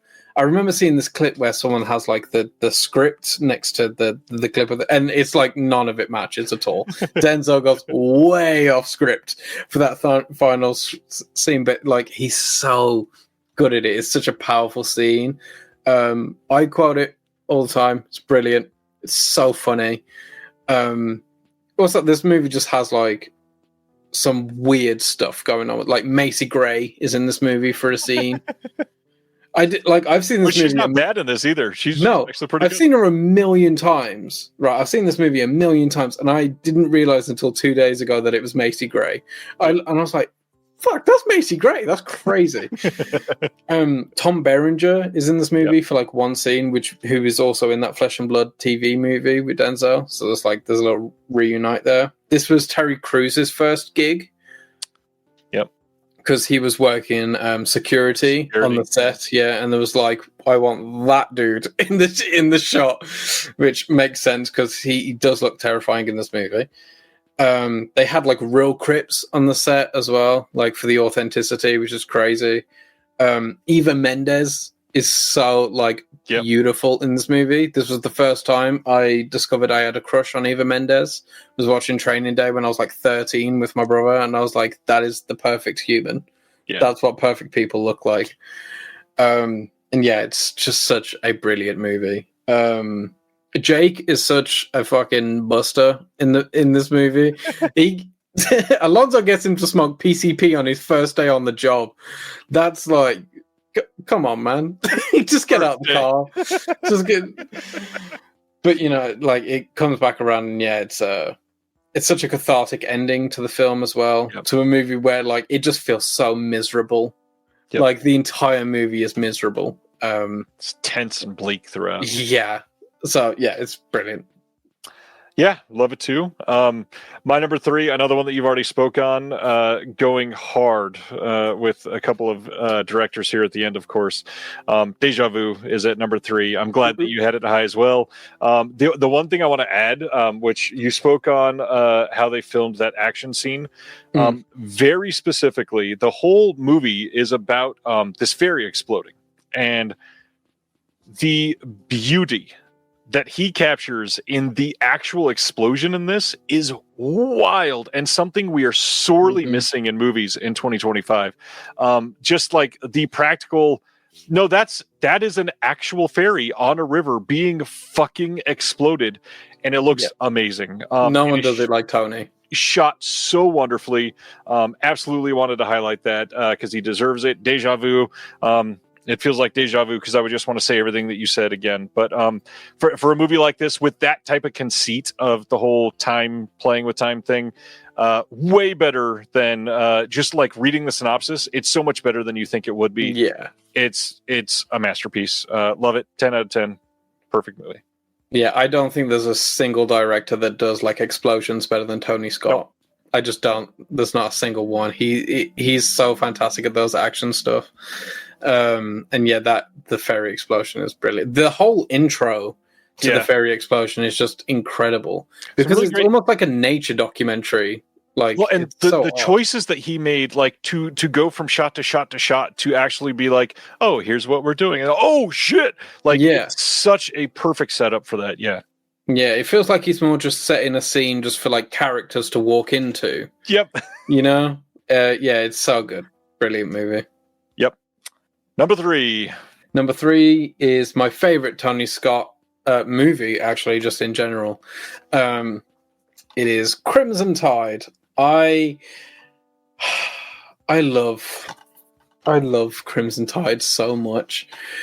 This might be the Denzel movie I have seen the most. Ooh, interesting. Yeah, I put on Crimson Tide all the time. Gorgeous movie. Absolutely beautiful. Like, this is where, like, Tony Scott, I felt, was starting to really play with colors. Like, there are so many, like, bright reds and greens and blues and stuff in what should be realistically a very dull environment, because it's inside a submarine pretty much the entire runtime. And yeah, this is the second time that Hackman and Denzel worked together. They worked together in a Sidney Lumet movie called Power, which is ungodly boring. And yeah, it's like just two titans acting against each other, not even with. Like, it feels like they're competing in every scene to have the better performance. And it does depend on the scene who is actually doing it. And it has like so much to say about like old ideologies versus new ideologies and the passing of torches and how we come to those agreements. It's so tense. It is maybe one of the most tense movies I've ever seen in my life. I have seen it a million times, and I still, every time I'm watching it, feel like I don't know how this is going to end. Everyone is right and everyone is wrong. And yeah, it just has like some of the best performances. Again, the cast is ridiculous for this movie. Let me pull up this ridiculous cast. So again, we have Matt Craven, who shows up a weird amount. There is Viggo Mortensen is in this movie. Like, he's very, very young. James Gandolfini is in this movie as well. He's probably the best supporting actor in this movie. He is like so capturing in every single scene that he's in. I never really feel like I know where his character is going. Like, it's such like a volatile performance. Yep. Yeah, I love it so much. Beautiful movie, perfect movie. Everyone should see it. Didn't make my top 10, but this should be up there for a lot of people. This is just outside of mine. Great dad movie. Yeah, not much else to add. It's pretty perfect. It's pretty great. My number 2 is yet again another one that you've mentioned, and yet another Tony Scott. That worries me. Man on Fire. This movie is so damn good. I appreciated everything that you said about it, so I won't add too much more other than the fact that it's been like widely shared throughout the years that most of the scenes with Denzel and Christopher Walken were almost entirely improvised. Mm-hmm. Is stupid with how good they turned out in this. It should not be anywhere near that good, and yet they both just bring these completely different personalities and bounce off each other wonderfully in the way that they should be. It's like reverse chemistry in a way. Yeah. And it could have gotten jittery or lost in what they were dealing with each other, but it just ends up being a masterclass in improvising. Denzel is putting on this aura of just, I am the man and I am here to control everything throughout this entire film. Because it's a revenge film, like, there's a lot of focus on Fanning in this, of course, and supposedly he like fell in love with her acting on this movie even because of that. It's just everything, all eyes were on her. But really, at the end of the day, it's him protecting this entire set from start to finish, delivers an amazing movie. I am very due for a rewatch on this one, but this has been high on my Denzel list ever since the moment I saw it. And funny enough, you said Crimson Tide's one that you watched the most. I think Man on Fire is probably the one from him that I've seen the most throughout the years, because it is like infinitely rewatchable and just entertaining from moment one. And Tony Scott is a fucking master in this film. Tony Scott will do that to you. Like, it's no wonder. And also, to be Dakota and Denzel got to link back up in Equalizer 3 2 years ago, which is quite cute. Very. I'm worried if we're sailing towards the same number 1, or if I think we are. But what's made me upset is I know that my number 2 is not present on your top 10. I was really holding out that we had the same top 2, which hurts because I know we're going to have the same number 1. Okay, for sure. Okay. It feels like to me a no-brainer. So my number 2 is American Gangster. By Ridley Scott. Yeah. Yeah. Perfect movie. Yeah. Absolutely perfect. Russell Crowe and Denzel are both so equally incredible in this movie. It's so odd to me that for as many times as Denzel linked up with Tony Scott, he's only linked up with Ridley Scott twice, now with Gladiator 2, but up until Gladiator 2, just once. Especially that was later on.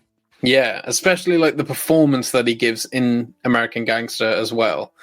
The true story of Frank Lucas, the only intimidating man in a brown suit ever.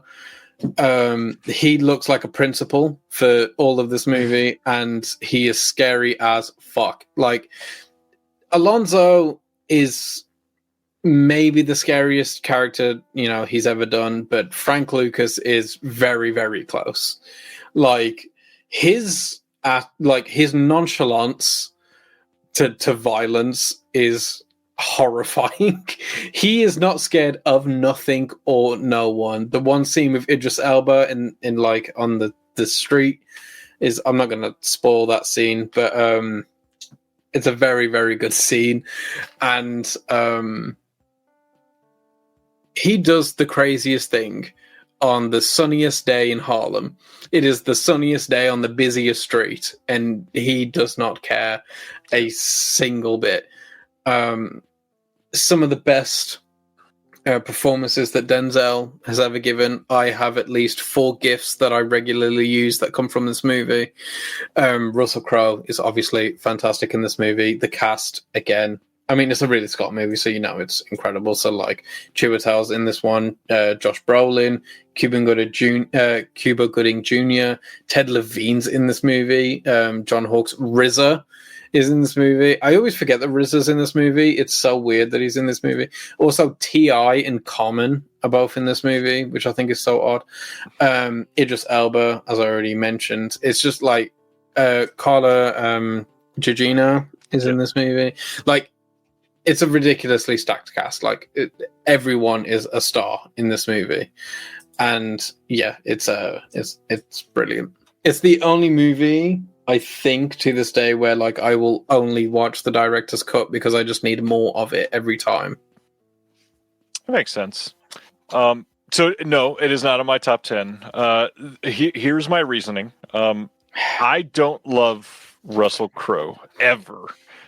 This is the thing that I like him the most in. I just don't love Russell Crowe. It's fine. He's no Ethan Hawke. That's all I'll say.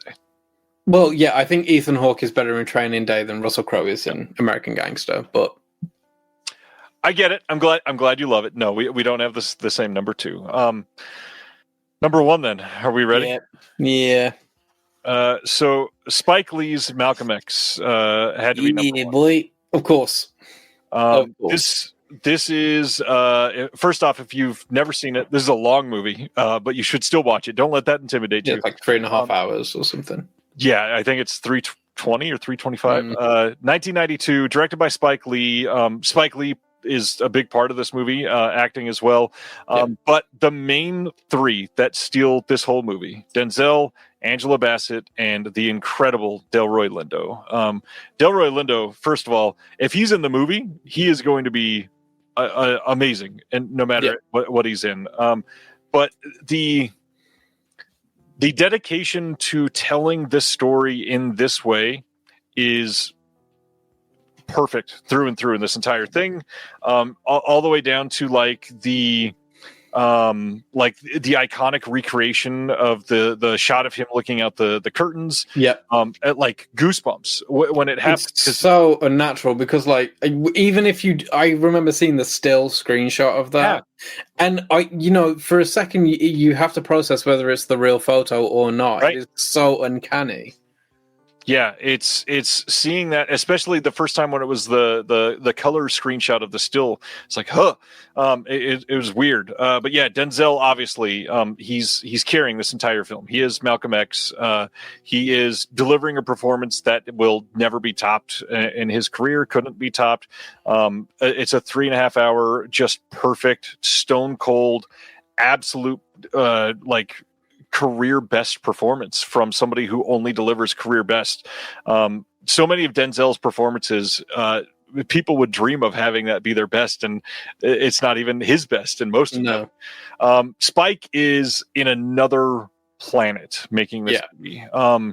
This movie is directed so beautifully, like the style that he gets from many of the shots in this. Obviously, he's always a stylish director, but this one is... it's special. Like, it captures the time, the zeitgeist, the themes, the emotions, the political policies in very deep detail that you just don't expect to feel resonate so heavily. I've shown this movie to many people, and every single time it's just people mesmerized. Again, long movie, but it's one that if you have not seen, choose a day, any day, make it a time to be able to enrich your life with 3.5 hours of Spike, because you deserve it. Yeah, like, also what I find so fascinating about Malcolm X, I've read Malcolm X's autobiography, which is what this movie is loosely based on, I think.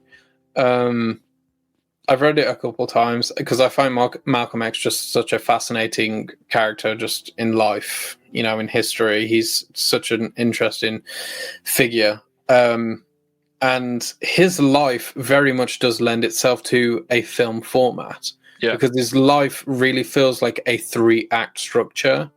You know, like he starts out with like the gangster stuff and when he was a criminal, and then the second part of his life where, you know, he's part of the Nation of Islam, and then, you know, you have the final part of his life where he leaves the Nation of Islam and stuff like that.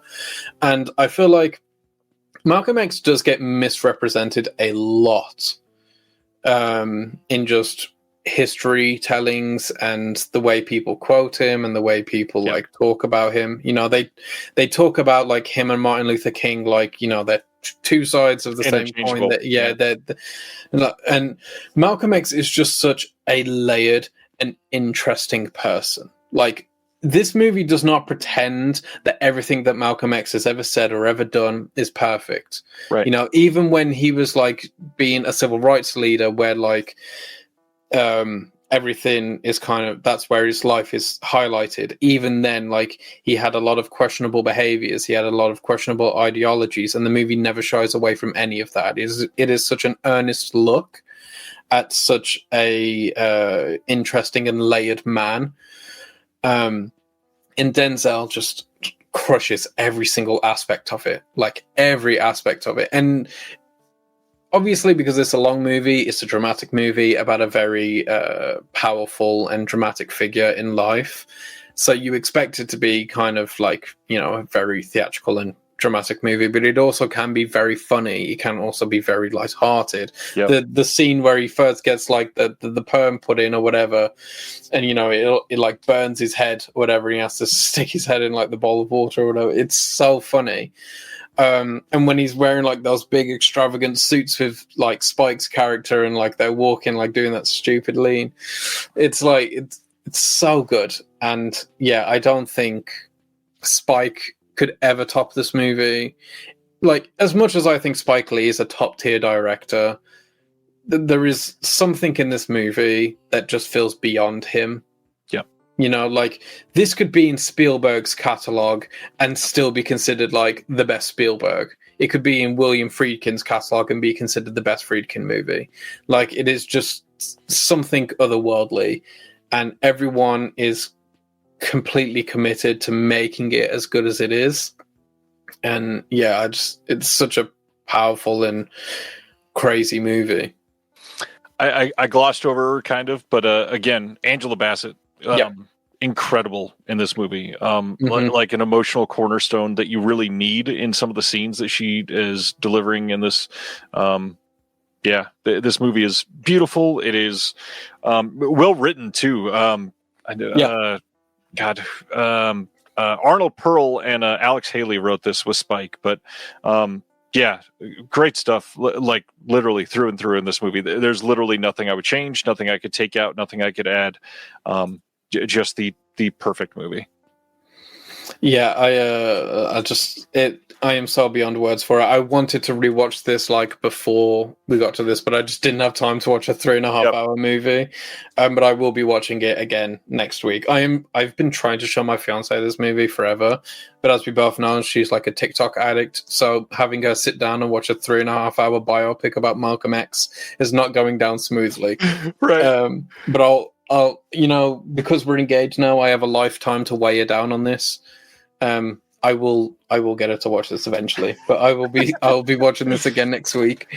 Yeah, it's one of those movies where like I don't rewatch it often because it is just so heavy and it is long, granted.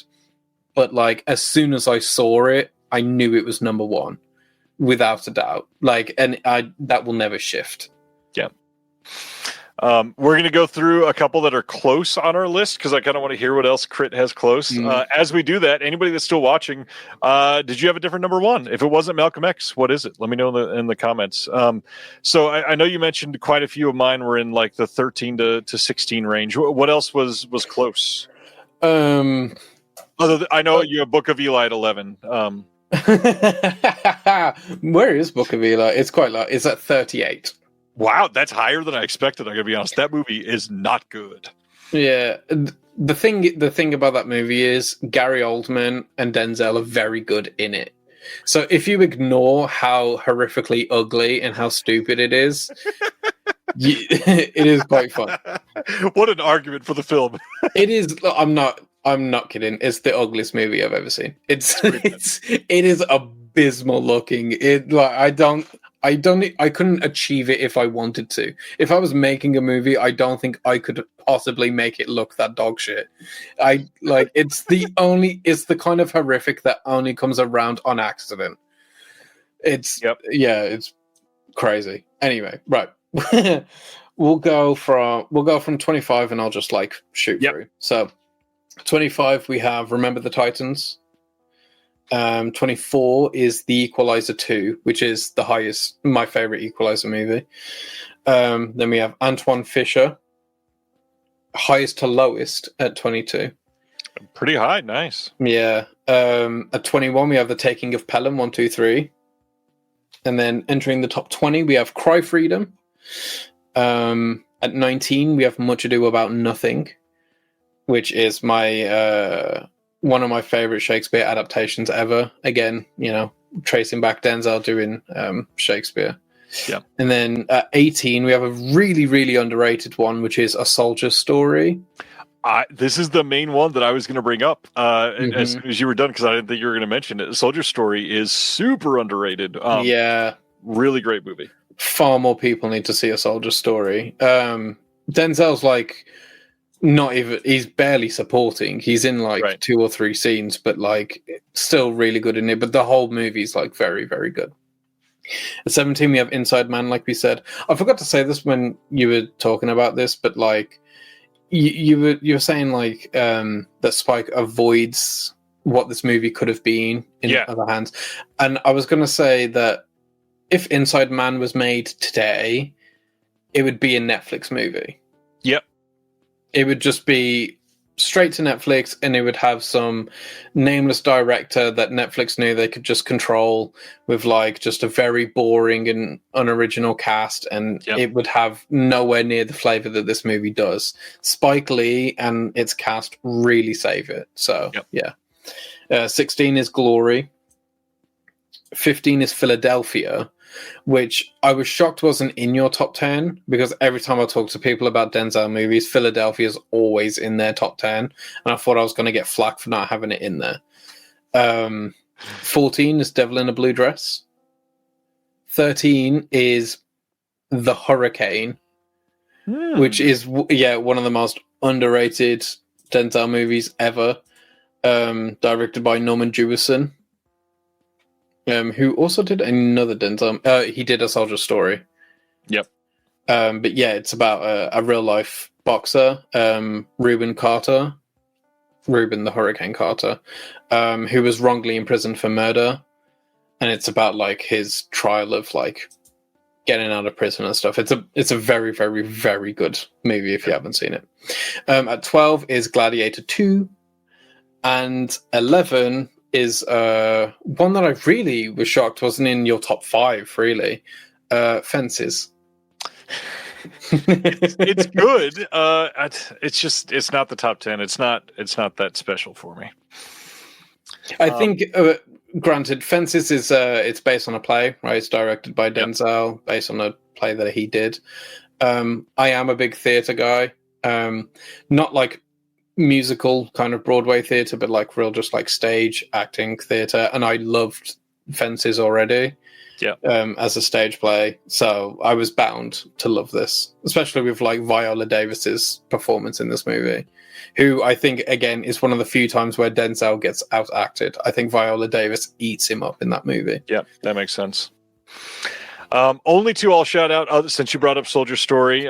These are nowhere near the top 10, but I feel like are massively underrated in his filmography. Courage Under Fire is pretty damn good. Love Courage Under Fire. A big one I feel like people just forget exists. Ricochet is. I knew you was going to say Ricochet. I was like looking at it at my screen. I was like, he's going to say Ricochet. Yeah, Ricochet is so fucking good, dude. Well, the big thing is I love John Lithgow. So anything with John Lithgow is already like, oh, okay. So it's a 3-star film, even if you fuck it up. And Ricochet is like pretty damn good, actually. Yeah, Ricochet's so fun, dude. It's got Ice-T in that movie. And it's got that scene at the outside, wherever it is, where Denzel is holding the gun on him and like completely disrobes to show that he's such like he's just so freaking bold. God, I love that movie. Yeah, dude, Ricochet's so much fun. What else? Because I'm looking at my thing. The Magnificent Seven, the Antoine Fuqua remake. It's not bad, yeah. I actually like it a lot. I know, like, because people love the original Magnificent Seven and it's Seven Samurai, whatever, so people don't love this one as much. But I think if you just take it in a vacuum and not as a remake of what people consider a perfect movie, it is a really fun time. It's one of the few times as well where Chris Pratt is, like, actually really bearable. He's, like, quite charismatic in it. And also, it reunites Ethan Hawke and Denzel. True. I love the phrase "really bearable." That's like, can I buy that shirt? My size is extra medium.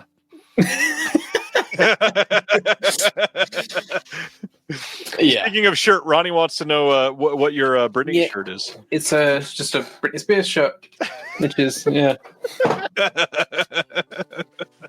didn't even buy this from us. So I ordered this. Just so you know, I didn't see this in the wild. I searched for this, just so we all know. Oh, Krit, I love it. What else is good? I think the Mighty Quinn. I think a lot more people would like the Mighty Quinn. It's super underrated. Yeah, he has like a Jamaican accent. He basically plays like a detective trying to, he's doing like an investigation in Jamaica, and it's really, really good. Also, like, it has the what's that boring guy's name from the Complete Unknown? What's his name? The boring guy from the Complete Unknown. That's really funny. Not the actor, the guy it's based on. What's his fucking name? Bob Dylan. There we go, Bob Dylan. He has the song "The Mighty Quinn," but they do like a remix of it, and it's really nice. So yeah, that's really good as well. This has been really fun. We had a lot more crossover than I expected. Same. It's good stuff. Literally one of the greatest actors of all time. If you haven't seen any of our top 10s, please do. Absolutely worth watching all of them. Mm-hmm. But I get it. A lot of Denzel in a short period of time is intimidating, but so worth it. So worth it. How do you think? I watched 56 of them in a month. And then the last week, another 10. Yeah, another 10 in like the past couple days. Well, everybody go subscribe to Krit at the link in the description below. Like I said, go subscribe to the Patreon. Got that link down there. About to start teasing a bunch of stuff. on that note, Krit, thanks for hanging out again. This is what, number 3 that we've done this, I think? It's I just show it when I'm called. So people that listen to this on a podcast later and be like, what was that sound? I'm not going to tell you because it was that amazing. Go watch the video because it's so good. Yeah, I don't know. We say let's do a show, and then I show up, and then that's what we do. And it happens 2.5 months later. Yeah.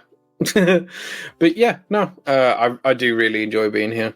I enjoy this format. I don't really get to do this format ever. I don't go on podcasts or anything. No one invites me anywhere. So this is it's nice to get out of the house. Shirt. Yeah, it's lovely to get out of the house and stuff. So, well, thanks everybody for hanging out tonight and all the opinions. I mean, love hearing everybody else loving all of these, and it's Denzel. So it's, I mean, you could have 30 different answers and none of them are really going to be wrong because he kind of only does great stuff. So it's been a good night. On that note, next Thursday is the first Thursday of the month, so Dr. Will be back. So let's all brace up for that, and we'll see you next week. Krit, thanks for hanging out. See you next time. Thank you for watching The Disconnected. On the way out, make sure that you are subscribed to the channel, that you've liked the video, and that you've copied the link to be able to share it with someone else that may appreciate this.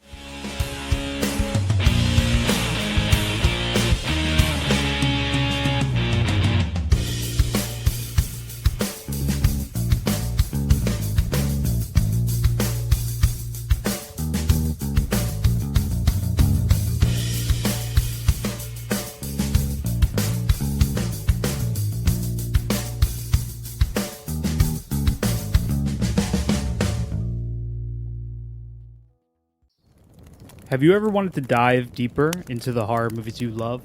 Beyond the Blood is a horror podcast for fans who want more than just surface level screams. We do deep dives into the movies that shaped us, digging into director commentaries, behind the scenes stories, deleted scenes, and the special features that most people skip. Each episode is a love letter to the genre. We break down how these films were made, the creative risks that paid off or didn't, and the lasting impact they've had on the genre as a whole. From 70s slashers to modern nightmares, we celebrate the craft, chaos, and characters that keep us coming back. If you're the kind of fan who rewatches movies with the commentary on, or you simply grew up in the video store horror aisle, the Beyond the Blood podcast was made for you. New episodes every single week. Subscribe, and let's dig deep. Welcome to the Beyond the Blood podcast.